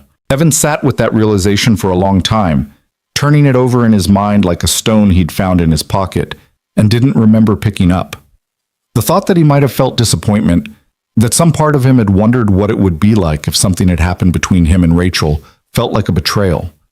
Of Claire's memory, of his role as Mia's father, of the professional boundaries he'd always maintained so carefully.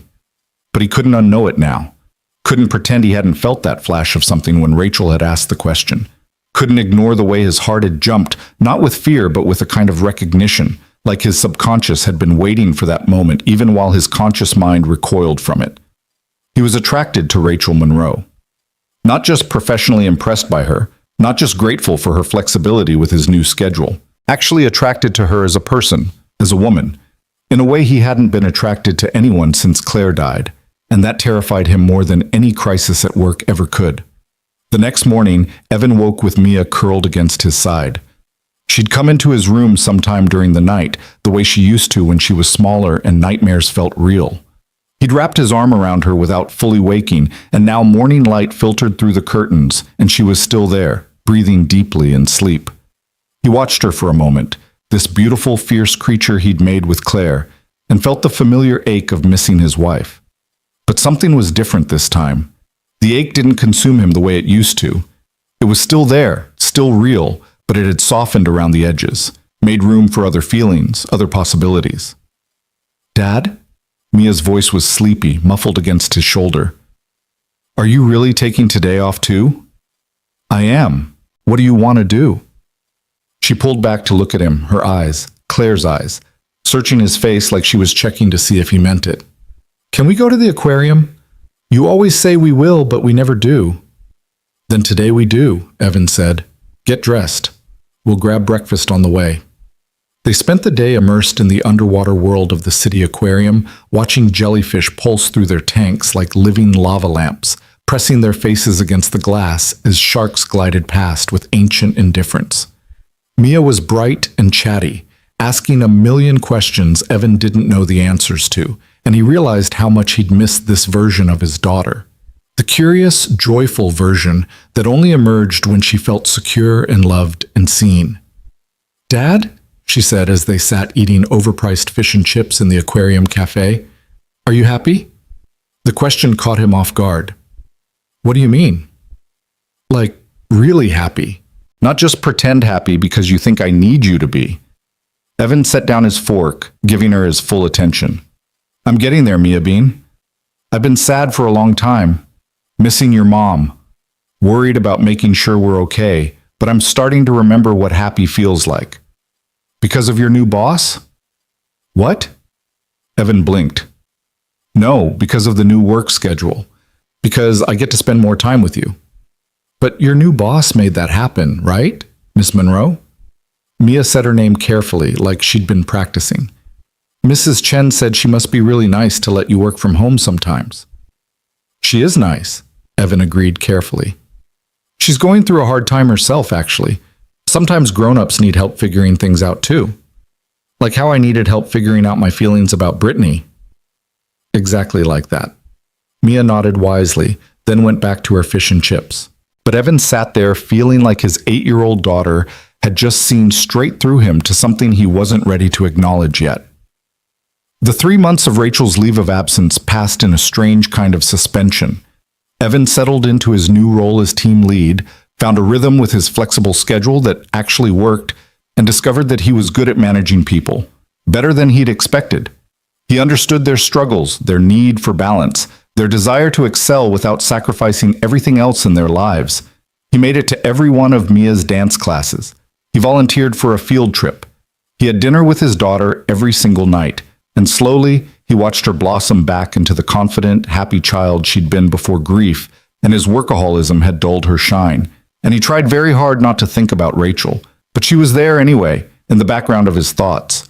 In the way he'd catch himself wondering if she was painting like she'd planned, if the ocean air was helping her heal, if she thought about him at all during her sabbatical. He told himself it was just concern for a colleague, just the natural aftermath of sharing such an intense crisis together. He was lying to himself, and he knew it. They texted occasionally. Brief messages, mostly professional. Rachel checking in on how the transition was going, Evan assuring her everything was fine. But sometimes the messages would drift into something more personal. Rachel would send a photo of a sunset over the water. No words, just the image. Evan would respond with a picture of Mia at her dance recital, beaming in her costume. Small windows into their separate lives. It felt dangerous and safe at the same time. Like they were building something in those text messages, some foundation of understanding that went deeper than boss and employee, but hadn't yet crossed into territory either of them was ready to name. 2.5 months into Rachel's leave, Evan's phone rang at 9 p.m. on a Saturday night. Rachel's name on the screen. He stared at it for 3 rings before answering, his heart doing something complicated in his chest. Hello? Evan? Her voice sounded different, lighter somehow. I hope I'm not calling too late. No, it's fine. Mia just went to bed. Is everything okay? Everything's wonderful, actually. I'm calling because I wanted you to hear it from me first. I'm extending my leave another 3 months. Evan felt something drop in his stomach. Oh, okay. That's good. You should take the time you need. I'm also selling my apartment, Rachel continued, buying a house here, in this little coastal town. I've realized I don't want to go back to the city, Evan. Not to that life, anyway. Not to the 60-hour weeks, and the constant pressure, and the person I was becoming. What are you saying? Evan asked, even though he thought he knew, even though his heart was already sinking. I'm saying I'm resigning from Monroe and Associates, effective immediately. I already spoke to the partners. They're not happy, but they understand. And I wanted you to know that this isn't running away. It's running toward something, toward a life that actually feels like living. Evan should have been happy for her, should have congratulated her, encouraged her, celebrated her breakthrough. Instead, he heard himself say, "We'll miss you here. I'll miss you." The silence that followed felt heavy with things unsaid. "I'll miss you too," Rachel said finally. "You became a really good friend, Evan Brooks. In the middle of all that chaos, you became someone I could count on, someone who saw me at my worst and didn't run away. You did the same for me," Evan said. "You gave me my life back. You showed me I didn't have to choose between being a good father and being good at my job. We saved each other, I think, in different ways." Rachel's voice was soft, almost wistful. "Listen, I know this is sudden, but I'm having a small gathering next weekend, just a few people celebrating the new house, the new life. I'd really like it if you could come. Bring Mia. Let me show you what peace looks like." Evan's mind raced.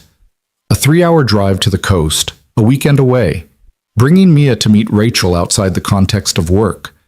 It felt like crossing a line, like stepping from safe professional distance into something murkier, more complicated.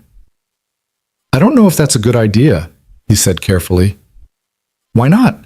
Rachel asked, and there was something in her voice. A challenge, maybe. Or a hope. "Because I don't think we're just colleagues anymore, Rachel. I don't think we have been for a while. And I don't know what we are instead, but I know it's something I can't afford to mess up." The words were out before he could stop them, hanging in the air between them like a confession. Rachel was quiet for a long moment. When she spoke, her voice was gentle. "You're right.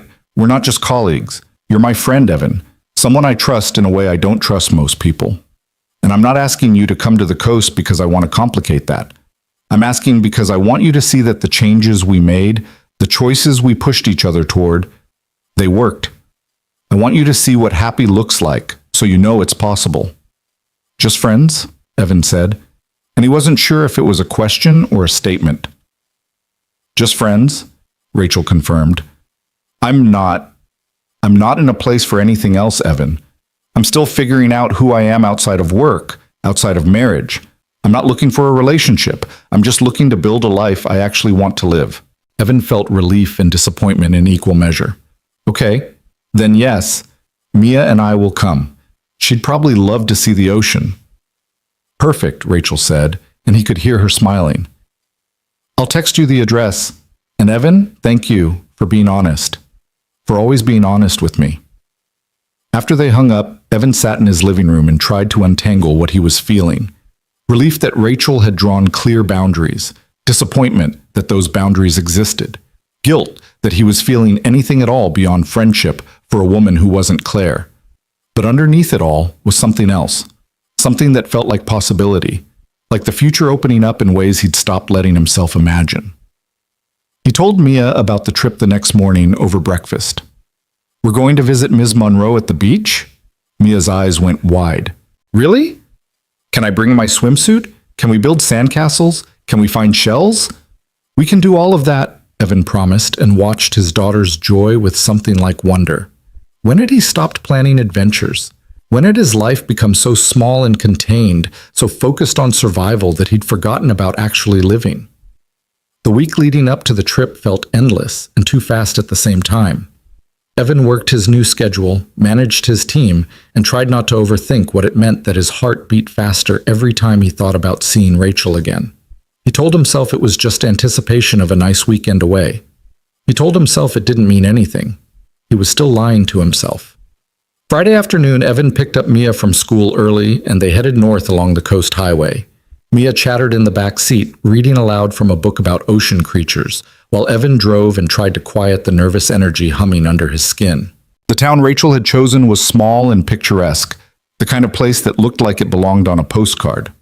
Weathered buildings with salt-stained siding, a main street with exactly 3 restaurants and a bookstore, boats bobbing in a harbor that smelled like brine and possibility. Rachel's new house sat on a bluff overlooking the water, a small cottage with blue shutters and a wraparound porch. When Evan pulled into the driveway, she emerged from the front door, and he almost didn't recognize her. Gone was the severe bun and power suit. This Rachel wore jeans and a soft sweater, her hair loose around her shoulders, her face makeup-free and glowing with something that looked like genuine contentment. She looked younger, softer, more real than she ever had in the office. "You made it," she said, smiling as Evan and Mia climbed out of the car. "Welcome to my new life." Mia was shy at first, hiding slightly behind Evan's leg, but Rachel crouched down to her level and said, "I have a whole bucket of shells we can sort through later if you want, and there's a tide pool down the beach where we might see starfish." That was all it took. Mia's shyness evaporated, and within minutes she was chattering to Rachel about everything she'd learned about ocean creatures on the drive up. Evan watched them together and felt something shift in his chest. Rachel was good with Mia, patient, engaged, genuinely interested, not trying too hard the way some adults did with children, but treating her like a person worth listening to. "Come on," Rachel said, standing and gesturing to the house. "Let me show you around. It's not much, but it's mine." The cottage was small but beautiful, all wide plank floors and whitewashed walls and windows that framed views of the ocean. Rachel had furnished it simply with comfortable furniture and books everywhere and art on the walls that actually meant something instead of just matching the decor. "This is amazing," Evan said honestly. "It feels like you." "It feels like the me I'm trying to become," Rachel corrected. "The me who reads books just for pleasure, who takes walks on the beach, who doesn't check her email every 5 minutes." "Are you happy?" Evan asked, echoing Mia's question from weeks ago. Rachel looked out the window at the ocean, then back at Evan, and her smile was radiant. "I'm getting there. For the first time in years, I'm actually getting there." That evening, Rachel grilled fish on her back deck while Mia played in the sand below the bluff, and Evan watched the sun sink into the ocean and felt something unknot in his chest, something that had been tight and twisted since Claire died, since his life had become about survival instead of living. "Can I ask you something?" Rachel said, not looking at him, focused on flipping the fish. "That night at the hotel, when you came to get me, why did you?" Evan thought about it. "Because you asked. Because you needed help. Because that's what people do for each other." "Most employees wouldn't have," Rachel said. "Most people would have made an excuse or told me to call a cab, or just ignored the call entirely. I'm not most people." "No," Rachel agreed. "You're not. And I've been thinking about that a lot. About how you showed up for me when I was at my absolute worst. About how you didn't judge me or use it against me or treat me any differently afterward. You just helped. And then you went on with your life like it was the most natural thing in the world." "It was the most natural thing in the world," Evan said. "You were in trouble. I had the ability to help. That's all it was." Rachel finally looked at him, and there was something in her eyes that made Evan's breath catch. "Was it?" "Because I think it was more than that. I think we recognized something in each other that night. Two people barely holding it together, both trying so hard to be strong that we'd forgotten how to be human." "Maybe," Evan admitted. "I asked you to come here because I wanted to show you this." Rachel gestured to the house, the ocean, the peaceful life she was building. "I wanted you to see that it's possible to change, to choose differently, to build a life that doesn't require you to sacrifice everything you are just to survive." "I know it's possible," Evan said. "You showed me that when you approved my flexible schedule, when you told me it was okay to put Mia first." "But are you doing it?" Rachel challenged. "Or are you still running scared, still convinced that one misstep will bring everything crashing down?" The question hit harder than it should have, because Rachel was right. Even with the new schedule, even with the better balance, Evan was still operating from a place of fear, still afraid to want too much, to hope for too much, to imagine a life beyond just making it through each day. "I don't know how to not be scared," Evan said quietly. "I don't know how to want things again without feeling like I'm betraying Claire or risking Mia's stability or setting myself up for another loss. I can't survive." Rachel set down her spatula and turned to face him fully. "Claire died, Evan. That was devastating and unfair, and it broke you. But you're still here, you're still alive, and being alive means taking risks, means wanting things, means letting yourself imagine a future that includes joy, not just survival." "What if I mess it up?" Evan asked. "What if I want the wrong things? What if I hurt Mia by trying to move forward?" "What if you hurt her more by staying stuck?" Rachel countered. "What if she grows up thinking love is something you only get once, that happiness is something that ends when tragedy strikes, that her father chose to stop living when her mother died?" The words stung because they were true. Evan looked down at the deck, at his hands gripping the railing, and felt the weight of 3 years of grief and fear pressing down on his shoulders. "I'm scared," he admitted. "I'm scared of feeling things again. I'm scared of caring about someone and losing them. I'm scared that I'm not done being broken." "We're all broken, Evan," Rachel said gently. "Every single one of us.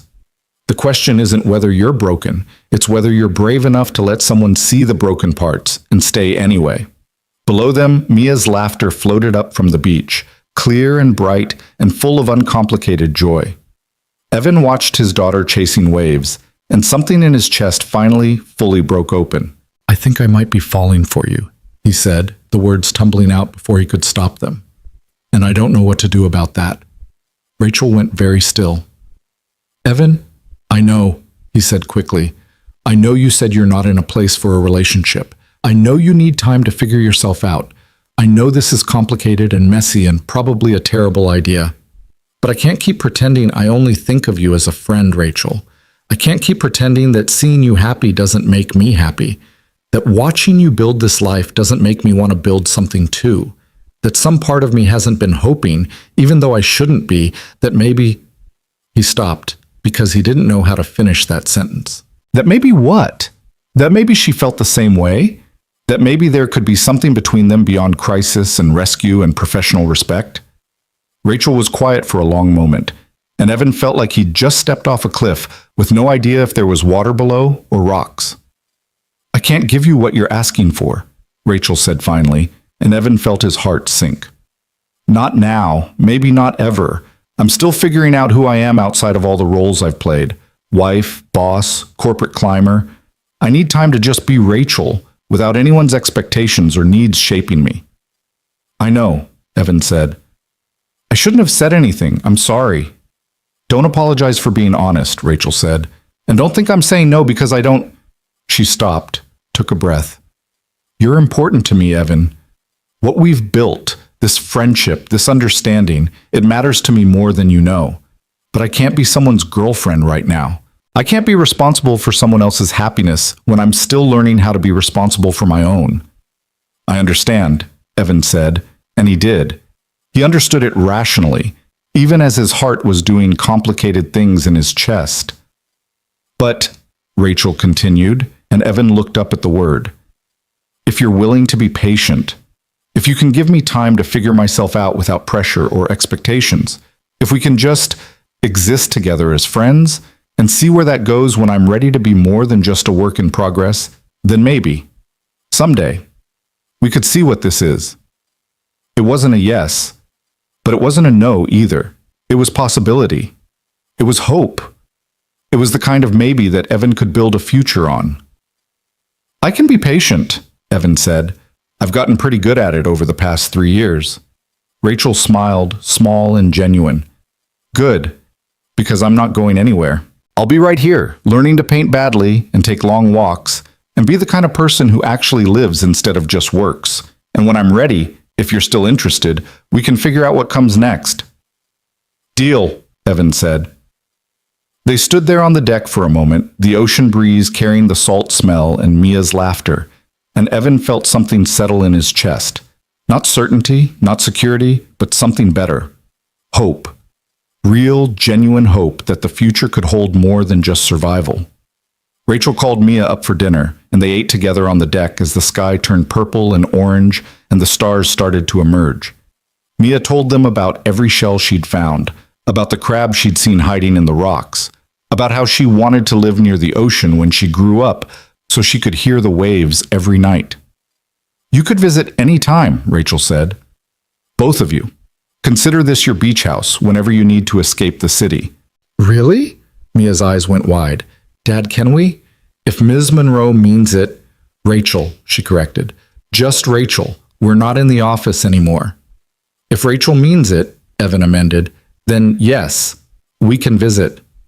After Mia was in bed in the guest room, exhausted from sun and salt and excitement, Evan and Rachel sat on the porch with glasses of wine and the sound of waves in the darkness. Thank you, Evan said, for inviting us, for being honest with me, for everything.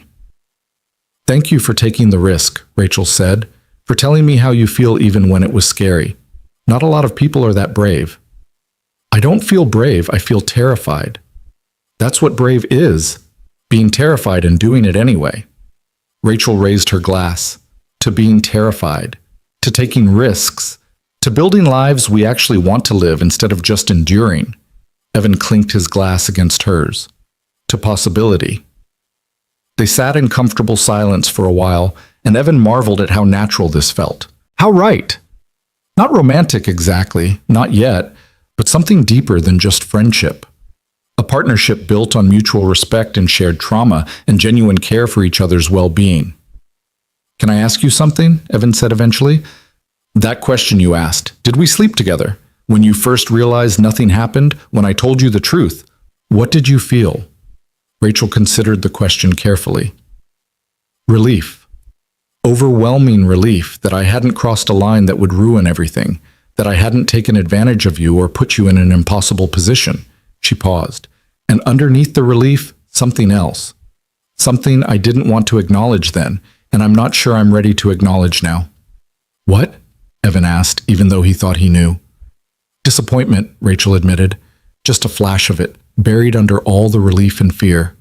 Like some part of me had wanted the answer to be yes, even though consciously I was terrified of it. Evan's heart did something complicated in his chest. So we're both terrible at this. At what? At being just friends when we're both feeling something more. Rachel laughed, soft and genuine. Yeah, we really are. But maybe that's okay? Maybe we can be terrible at it together and see where that leads us. Maybe, Evan agreed. The weekend passed too quickly. Mia collected shells and splashed in tide pools and fell asleep both nights with salt in her hair and sand between her toes. Evan helped Rachel paint her living room a soft blue that matched the ocean, and they talked about everything and nothing, building the kind of easy companionship that felt like foundation stones of something lasting. Sunday afternoon, as Evan was loading their bags into the car, Mia hugged Rachel goodbye with the fierce intensity of an 8-year-old who'd decided you were important. Thank you for letting us visit, Mia said. This was the best weekend ever. You're welcome anytime, sweetheart, Rachel said. Both of you. She caught Evan's eye over Mia's head, and the look that passed between them was full of promise and patience and possibility. The drive home was quiet, Mia dozing in the back seat while Evan navigated the coastal highway and thought about what it meant to hope again, to want something beyond just making it through the day, to imagine a future that included joy and partnership and maybe, eventually, love. It felt dangerous and necessary at the same time, like stepping out of a shelter into sunlight after years in the dark. His eyes needed to adjust, his heart needed to remember how to beat without fear. But he was doing it. Slowly, carefully, he was learning to live again. When they got home, Mia went straight to bed, exhausted from the weekend. Evan sat in his living room and looked at the photo Claire had given him on their last anniversary, the one that still sat on the mantel. She was smiling in it, wind in her hair, looking at the camera like the person behind it was her whole world. I think I'm ready, Evan said to the photo. I think I'm ready to try again, to let myself feel things, to imagine a future that includes more than just missing you. The photo didn't answer because photos never did. But Evan felt something ease in his chest anyway. Permission, maybe, or just the acknowledgement that Claire would want him to be happy, would want Mia to have a life filled with more than just memories of loss. His phone buzzed with a text from Rachel. Thank you for coming, for being honest, for being patient with me while I figure myself out. This is going to be messy and slow and complicated, but I think it might also be worth it. Evan typed back, I think so too. Take all the time you need. I'm not going anywhere. And he meant it. He could wait. He could be patient. He could build his own life, focus on Mia, work on healing the parts of himself that still carried Claire's loss like an open wound. And maybe, eventually, when Rachel was ready and Evan was whole enough to offer more than just broken pieces, they could see what this thing between them could become. It was enough. For now, it was more than enough. The months that followed took on a rhythm that felt both new and inevitable, like a song Evan had forgotten he knew the words to. He and Mia fell into their improved routine with surprising ease. 2 days a week working from home meant more breakfast together, more afternoons when he could pick her up from school himself instead of relying on Mrs. Chen. The flexible hours meant he could attend her dance classes, watch her rehearse, be present for the small moments that made up a childhood. And through it all, Rachel was there, not physically, but in the background of his life, like a melody he couldn't quite stop humming. They texted regularly, long rambling conversations about books and parenting and the small discoveries of her new life by the ocean. She sent photos of terrible paintings she'd attempted, of sunsets that took her breath away, of the garden she was trying to grow with more enthusiasm than skill. Evan sent pictures of Mia's latest dance recital, of the reports his team had completed, of the first pie he'd attempted to bake from scratch that had collapsed in the middle but tasted decent anyway. Small windows into their separate lives, building something through pixels and words and the space between what was said and what remained unspoken. They didn't talk about feelings, didn't revisit the conversation on the deck. But it was there anyway, in the way Rachel always asked about Mia by name instead of just your daughter, in the way Evan found himself thinking of things Rachel would find funny and saving them to tell her later. 6 weeks after the beach visit, Rachel called on a Tuesday evening. "I have a proposition for you," she said without preamble, "and you can absolutely say no, but I want you to hear me out first." Evan set down the dishes he'd been washing and settled onto the couch. "Okay, I'm listening." "I've been thinking about starting a consulting business. Small scale, very specialized, helping companies build better work-life balance policies. And I need someone who actually understands the analytics side, who can prove with hard data that flexibility increases productivity and retention." She paused. "I want you to be my business partner." Evan's mind went blank for a moment. "What?" "Not full-time," Rachel clarified quickly. "You'd keep your job at Monroe & Associates, but evenings, weekends, whenever you have time, we could build something together, something that actually helps people instead of just making rich companies richer." "Rachel, I don't know anything about consulting, but you know everything about being an employee who needs flexibility. You know the data. You know how to build a case that's irrefutable. And you know what it's like to choose between your career and your child." Her voice softened. "I can't do this alone, Evan. I need someone I trust, someone who believes in this as much as I do." Evan thought about it, turning the idea over in his mind. A side business meant extra income, which would give him more security, more breathing room. It meant working with Rachel, building something meaningful together. But it also meant time away from Mia, more commitments, more juggling. "Can I think about it?" he asked. "Of course. Take all the time you need. Just think about it seriously. I really believe we could do something important here." After they hung up, Evan sat on the couch and stared at the wall, his mind churning. Mia appeared in the doorway, wearing her pajamas and holding her stuffed elephant. "Who was that?" she asked. "Rachel. She wants me to help her start a business." Mia climbed onto the couch beside him. "The lady from the beach?" "Yeah. Do you want to?" "I don't know, Mia Bean. It would mean working some evenings and weekends. Less time with you."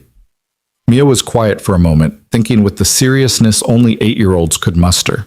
"But you like her, Rachel. You smile different when you talk about her." Evan looked at his daughter, surprised. "What do you mean?" "You smile like you mean it. Not like the sad smiles you do when you're trying to make me think you're okay. Real smiles, like when you talk about Mom from before she got sick." Mia leaned against his side. "I think you should do it, the business thing, because if it makes you smile for real, then it's good. And I don't mind if you work sometimes. I just minded when you worked all the time and were sad." Out of the mouths of babes, Evan thought for the second time in as many months.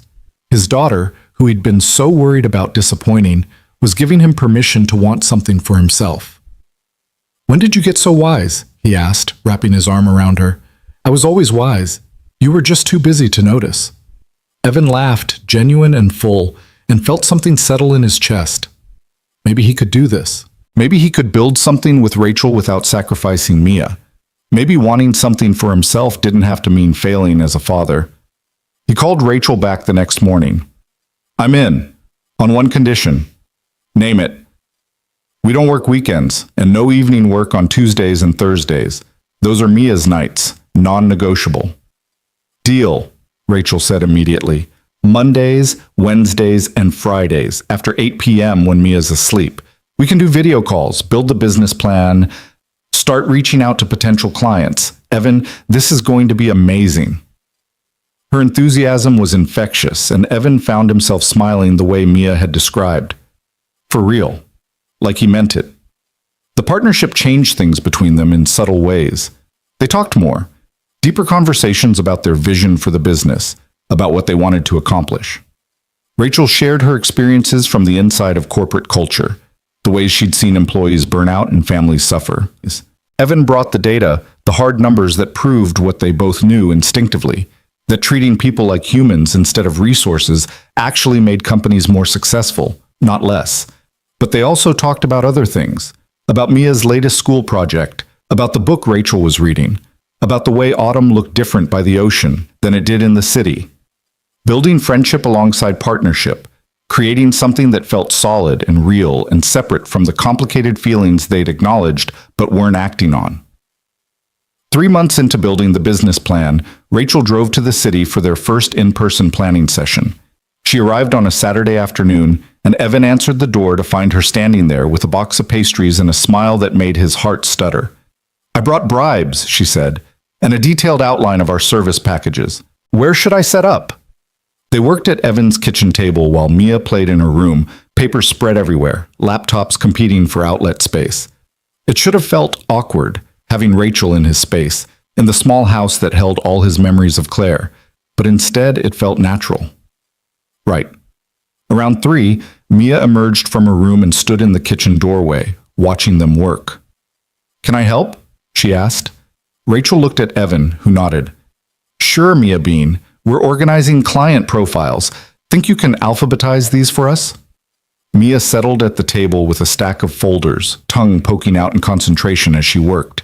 And Evan watched his daughter and this woman who meant something he wasn't ready to name, yet working together in his kitchen, and felt a wave of emotion so strong it nearly knocked him sideways. This was what healing looked like. Not forgetting Claire, not replacing her, but making room for new people, new experiences, new possibilities. "Dad?" Mia's voice pulled him back to the present. "Can Rachel stay for dinner? I want to show her my new dance routine." "If Rachel wants to stay," Evan said carefully. Rachel met his eyes across the table, and something passed between them.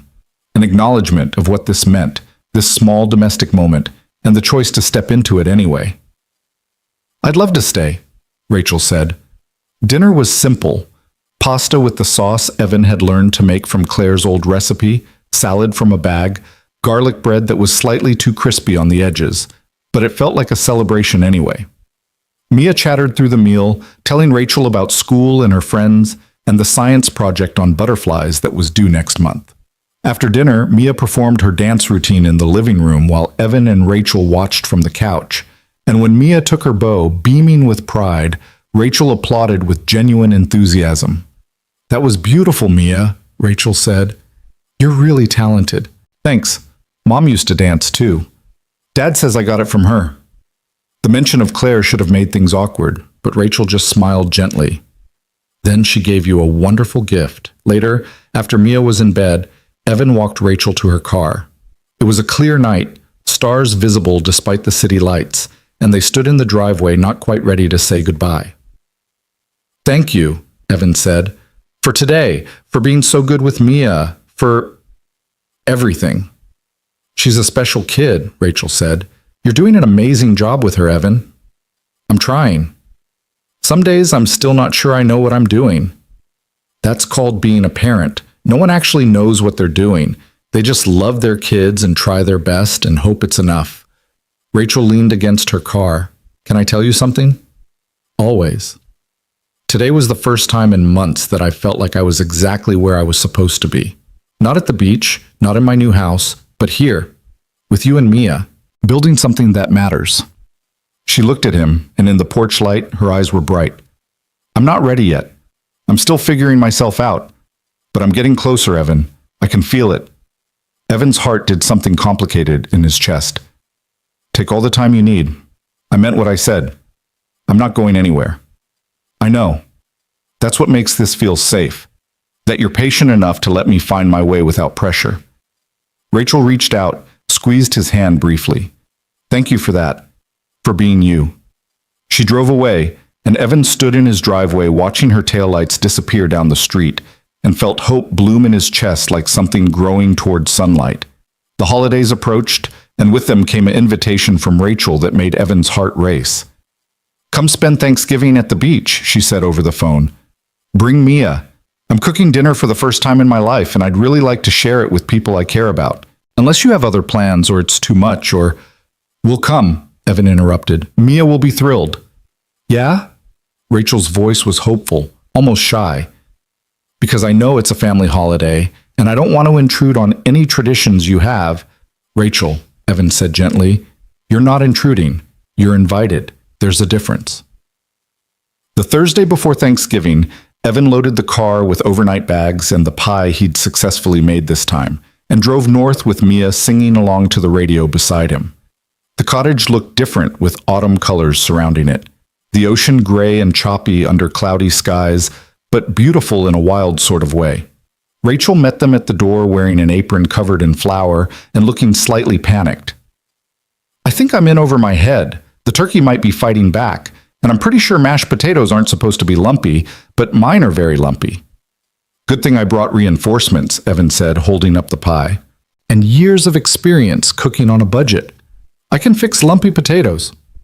They cooked together in Rachel's small kitchen, Mia helping where she could and taste testing everything, while music played from Rachel's phone and the cottage filled with the smell of roasting turkey and something that almost resembled a proper Thanksgiving dinner. I haven't done this in years, Rachel admitted as she stirred gravy that kept trying to clump. James and I always went to his parents' house. I never actually learned to cook a real meal. Then this is your year, Evan said. He moved beside her at the stove, showed her the trick to smooth gravy, and felt the warmth of her shoulder against his arm. Close enough to feel her presence, careful enough not to cross the invisible line they'd drawn.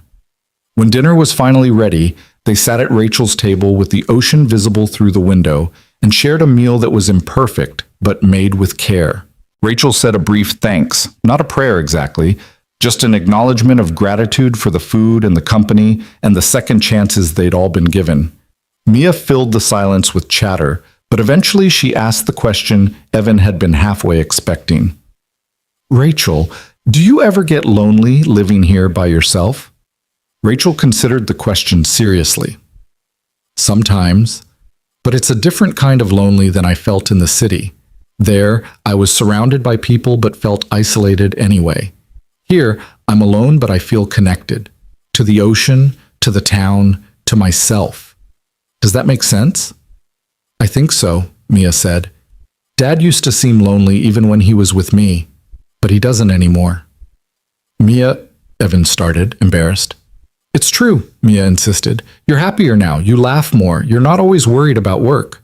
Rachel caught Evan's eye across the table, and her smile was knowing. Sounds like we're both healing. After dinner, while Rachel and Mia did dishes and argued about the proper way to dry a pot, Evan stepped out onto the porch. The air was cold and sharp, carrying the salt smell of the ocean, and he breathed it in deeply. The door opened behind him. Rachel stepped out, wrapping her sweater tighter against the chill. Mia's looking at my shell collection, she said, giving us a minute.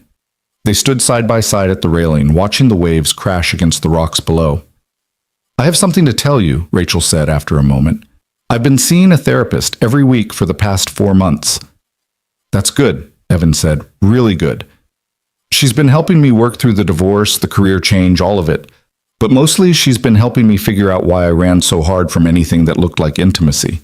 Rachel turned to face him. I was scared, Evan, terrified that if I let myself need someone, depend on someone, they'd leave. Like my marriage fell apart. Like my parents' marriage fell apart. So I poured everything into work because work couldn't reject me. Work couldn't divorce me. And now? Evan asked quietly. Now I'm learning that needing people isn't weakness, that letting someone see you vulnerable isn't giving them power over you, that love doesn't have to mean losing yourself. She took a breath. And I'm learning that I'm ready. Not completely healed, maybe never completely healed, but ready enough to try. Evan's heart was pounding so hard he could hear it in his ears. Ready for what? Rachel stepped closer, close enough that he could see the flecks of gold in her eyes, the nervous flutter of her pulse at her throat. Ready to see what this could be. You and me. If you're still interested, if you haven't changed your mind during all these months of waiting. I haven't changed my mind, Evan said, his voice rough. Not even a little bit. Good, Rachel said, and she smiled, genuine and warm and a little bit scared. Because I'm falling for you, Evan Brooks. I have been for months. Maybe since that night you came to get me from the hotel and didn't judge me, didn't use it against me, just helped. Or maybe since the day you stood up to me about the web situation and I realized you had a spine of steel under all that quiet competence. I don't know when exactly. I just know it's happened, and I don't want to fight it anymore. Evan reached out, tucked a strand of hair behind her ear, let his hand linger against her cheek. I'm falling for you too. Have been since... I don't even know. Since you trusted me enough to fall apart in front of me. Since you gave me my life back by approving that flexible schedule. Since I watched you build this whole new existence from scratch and realized how brave you are. So what do we do now? Rachel asked, leaning into his touch. Now, Evan said, I kiss you, if that's okay. That's very okay, Rachel whispered. He kissed her there on the porch with the ocean roaring below and his daughter humming inside and 3 years of grief finally loosening its grip on his heart. It was gentle and tentative and perfect, tasting like possibility and second chances and the future opening up in ways neither of them had let themselves imagine. When they pulled apart, both slightly breathless, Rachel laughed softly. That was worth waiting for. Yeah, Evan agreed. It really was. They went back inside, hand in hand, to find Mia sorting shells at the kitchen table. She looked up when they entered, took in their linked hands and matching smiles, and grinned. Finally, she said, Mrs. Chen owes me $5. I told her you'd figure it out by Christmas. You bet on us? Evan asked, torn between amusement and mortification. Everyone did. Mrs. Chen said New Year's. I said Christmas. Looks like I win. Mia went back to her shells, completely unconcerned. Can Rachel come to my winter recital next month? I have a solo. If she wants to, Evan said, looking at Rachel. I wouldn't miss it, Rachel said, squeezing his hand. The rest of the weekend unfolded with the easy comfort of something that had been waiting to happen all along. They took long walks on the beach with Mia running ahead collecting treasures. They cooked breakfast together, worked on the business plan in the afternoons while Mia read on the couch, fell into a rhythm that felt like family, even though they were still figuring out exactly what they were to each other. Sunday evening, as Evan loaded the car for the drive home, Rachel pulled him aside. I want to take this slow, she said, not because I'm not sure, but because I want to do it right. Because Mia's involved, and this matters too much to rush. Slow is good, Evan agreed. Slow is smart. We've got time. And I want to keep my house here, Rachel continued. My space, my independence. I'm not ready to move back to the city or merge our lives completely. Not yet. I wouldn't ask you to, Evan said. This place is part of who you are now. I'd never want you to give that up. Rachel kissed him then, quick and sweet. This is why it works. You get it. You get me. The drive home felt different than the drive up, lighter somehow. Mia chatted about the weekend, about Rachel's terrible painting skills and the way she'd taught Mia to skip stones, and Evan listened with a heart that felt fuller than it had in years. That night, after Mia was asleep, Evan sat in his living room and looked at Claire's photo on the mantel. I think you'd like her, he said quietly. Rachel. She's stubborn and brilliant, and she makes me want to be better. She's good with Mia, patient with me, and she makes me feel like maybe I can have a life that's about more than just surviving. He paused. I'll always love you, Claire. You'll always be Mia's mom, the woman who made me a father. But I think I'm ready to love someone else too. I hope that's okay. The photo smiled back at him, frozen in that moment of windswept happiness, and Evan felt something he hadn't felt in years. Peace. Real, genuine peace with moving forward. The months that followed were a study in balance. Evan and Rachel built their consulting business with careful dedication, landing their first 3 clients and proving that their model worked. Companies that implemented their recommendations saw measurable improvements in retention and productivity. Employees thrived with flexibility and proper boundaries. The data supported everything they'd believed, and their reputation grew. But they also built something else. A relationship that honored both their needs for independence and their growing desire for partnership. Rachel kept her cottage by the ocean, but she came to the city every other weekend. Evan and Mia drove to the coast on the alternating weekends. They had dinner together, worked on the business together, slowly built a life that included but wasn't consumed by each other. Rachel was there for Mia's winter recital, sitting beside Evan in the audience and clapping louder than anyone when Mia nailed her solo.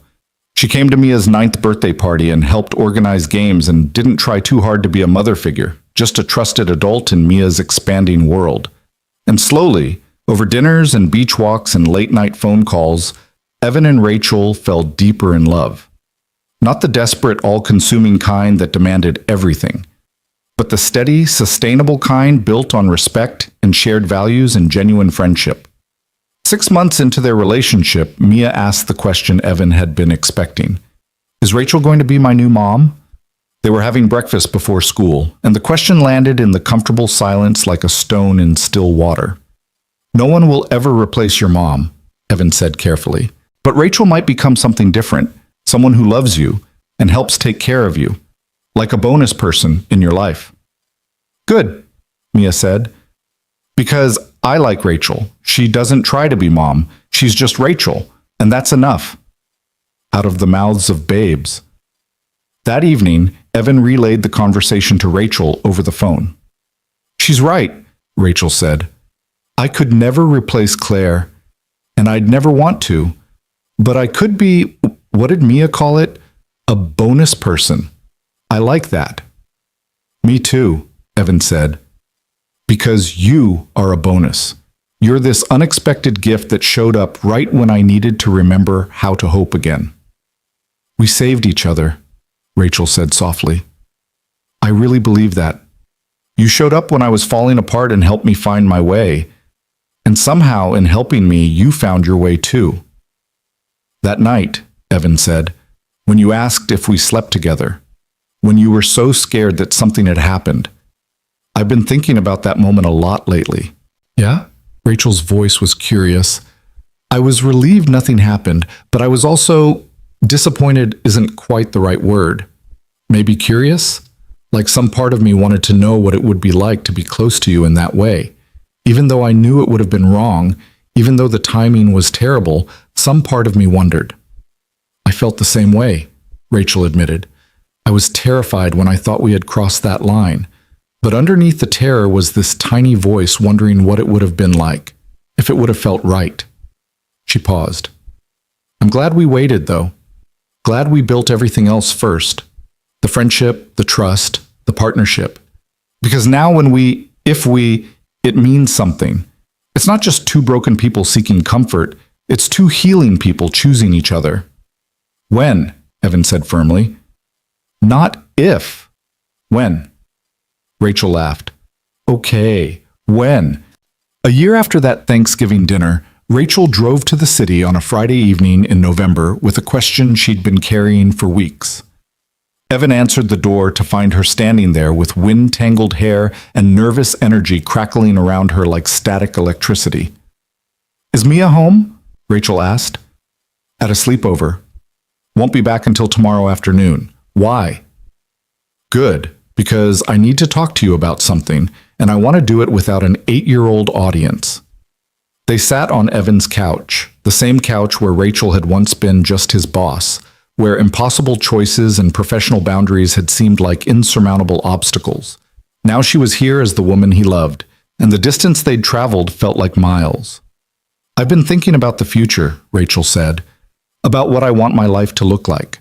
And I keep coming back to this image of you and Mia and me all together, not just visiting on weekends, not just building a business and having phone calls, actually together, a family. Evan's heart started pounding. What are you saying? I'm saying I want to marry you, Rachel said, the words tumbling out in a rush. I know it's fast. I know we've only been together a year, but I'm 37 years old and I know what I want. I want you. I want Mia. I want to wake up next to you more than 2 weekends a month. I want to be there for school pickups and dance recitals and family dinners. I want... Evan kissed her, cutting off the nervous babble, pouring everything he felt into that kiss. When he pulled back, he was grinning. Yes. Yes? Rachel blinked. Just like that? Don't you need to think about it? Talk to Mia? Make a pros and cons list? I don't need to think about it. I love you. I want to spend my life with you. and Mia already thinks you're the best bonus person she's ever had. Evan cupped Rachel's face in his hands. But I have one condition.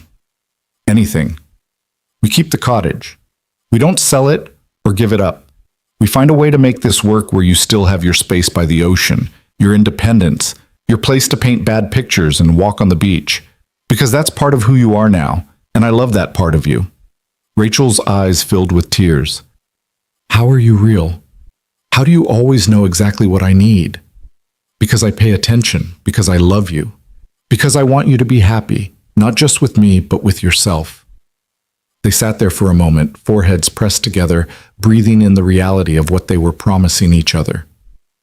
I was so scared that night, Rachel whispered. When I thought we'd crossed a line we couldn't uncross. I was terrified I'd ruined everything before it even had a chance to start. But we didn't, Evan said. We took the long way around. We built something real instead of something desperate. And now we're here. Now we're here, Rachel agreed. They told Mia the next day. She took the news with the practiced nonchalance of a 9-year-old who'd already decided the adults in her life were going to do what they wanted anyway. Does this mean Rachel will live with us? Mia asked. Most of the time, Rachel said, but sometimes I'll still go to the cottage, and sometimes you and your dad can come visit. Is that okay? Mia considered it seriously. Can I have my own room at the cottage? Absolutely, Rachel said. And can we get a dog? Evan and Rachel exchanged glances. We'll talk about it, they said in unison, and Mia grinned. That means yes. Adults always say we'll talk about it when they mean yes, but don't want to admit it yet. The wedding was small and perfect, held at the cottage on a clear spring day with the ocean providing the soundtrack. Mia served as the flower girl and ring bearer, taking her dual roles with utmost seriousness. Mrs. Chen attended, collecting her $5 from the other attendees who'd bet on when Evan and Rachel would finally get together. James sent his congratulations and a gift, gracious in his acceptance of his ex-wife's new happiness. But the moment Evan remembered most clearly came the night before the wedding, when he and Mia sat on the beach watching the sunset. Are you happy, Dad? Mia asked. Yeah, Mia Bean, I really am. Are you? I'm happy you're happy, and I like Rachel. She's nice, and she makes you smile the real smiles. Mia leaned against his side. Do you think Mom would be happy for you too? Evan thought about Claire, about the love they'd shared and the life they'd planned that got cut short, about the years he'd spent just surviving, too scared to hope for anything beyond making it through each day. I think your mom would want me to be happy, would want both of us to be happy, would want us to have love in our lives, even if it's different than what we had with her. Good, Mia said, because I think we deserve to be happy. After being sad for so long, we deserve this. The ceremony was brief, officiated by the town's justice of the peace who'd become Rachel's friend over the past year. Evan and Rachel exchanged vows they'd written themselves, promises of partnership and patience, of independence and interdependence, of building a life together while honoring the journeys that had brought them to this moment. When the justice of the peace pronounced them married, Rachel pulled Mia into the kiss, making it a three-way hug that sealed not just a marriage but a family. The reception was a potluck on the beach, their small circle of friends and colleagues sharing food and stories and celebrating new beginnings. As the sun set and someone started a bonfire, Evan found himself standing apart from the party for a moment, watching Rachel laugh with Mia, watching his daughter lean into this woman who'd come into their lives through crisis and stayed through healing. Rachel caught his eye across the bonfire and smiled, that real smile Mia had identified, and Evan felt something settle in his chest. Not the absence of grief, he would always carry Claire with him, but the presence of joy alongside it, room for both. Space for the past and the future, for memory and possibility, for the life he'd lost and the life he was building. Dad, Mia called. Rachel says we can roast marshmallows. Come on! Evan walked back to the fire, to his daughter and his wife, to the family they were creating from broken pieces and second chances and the courage to hope again. He thought about that Saturday morning over a year ago, when Rachel had stood in his kitchen and asked the question that had felt like the end of everything. Did we sleep together? The question had been born from fear and confusion and the aftermath of trauma, but it had led them here, to this moment, to this life they were building together. Because sometimes the scariest questions, the ones that felt like they could destroy everything, were actually the beginning of everything changing for the better. Rachel handed him a marshmallow on a stick and kissed his cheek. "What are you thinking about?" "Just that we took the long way around," Evan said. "But we got here. That's what matters." "The long way is usually the right way," Rachel said. "It gives you time to build something that lasts." Mia wedged herself between them, and they stood there as a family, roasting marshmallows and watching the fire dance against the darkening sky. The ocean roared its approval, the stars emerged one by one, and Evan felt something he hadn't felt since before Claire got sick. Complete, whole, home. Not because he'd forgotten the past or replaced what he'd lost, but because he'd learned to carry it with him while still reaching for the future. Because he'd found someone who understood that loving again didn't mean loving less, that building a new life didn't require abandoning the old one, that healing wasn't about forgetting, but about integrating loss into the fullness of living. Later that night, after the guests had left and Mia was asleep in her room at the cottage, Evan and Rachel sat on the porch watching the moon paint silver across the waves. "Thank you," Rachel said quietly. "For what?" "For being patient with me, for giving me time to figure myself out, for not pushing or demanding or making me choose between independence and partnership, for understanding that I needed both." "Thank you for asking," Evan said, "for taking the risk even when it was scary, for choosing me and Mia when you could have chosen an easier path." "There's nothing easy about you, Evan Brooks," Rachel teased. "You're complicated and cautious, and you overthink everything. And you love me anyway." "I love you because of it. Because you think things through, because you're careful with people's hearts. Because when you commit to something, you mean it." She took his hand. "That night, when I asked you that question, I was so scared. Not just about what might have happened, but about what it meant that my first thought was to call you. That you'd become the person I trusted most when I couldn't trust myself." "I was scared too," Evan admitted. "Because some part of me wanted the answer to be yes, even though I knew it would have been a disaster. Some part of me had already started falling for you, and I didn't know what to do with that." "We figured it out," Rachel said. "We took our time and we figured it out. Built something real instead of something convenient. And now we're here." "Now we're here," Evan echoed. They sat in comfortable silence, and Evan thought about all the moments that had led them to this one. The crisis and the rescue. The question and the answer. The fear and the courage. The waiting and the choosing. Every moment necessary, every struggle part of the path that had brought them home to each other. Inside the cottage, Mia stirred in her sleep, and Evan heard her quiet murmur. He started to get up, but Rachel put a hand on his arm. "I'll check on her," she said. "She's my daughter too now." She disappeared inside, and Evan sat alone on the porch with the ocean and the stars, and a heart so full it felt like it might overflow. He thought about Claire, about the love they'd shared and the daughter they'd created, about how she'd want this for him, want him to find happiness again, want Mia to have love and stability and a family. Rachel returned and settled back beside him. She was dreaming, smiled when I tucked her blanket in. "She's happy," Evan said. "We both are. Because of you." "Because of us," Rachel corrected. "Because we were brave enough to try. Because we asked the scary questions and faced the hard answers and didn't run away when things got complicated." She was right. They'd saved each other in the end. Rachel had given Evan his life back by teaching him that work and family didn't have to be mutually exclusive.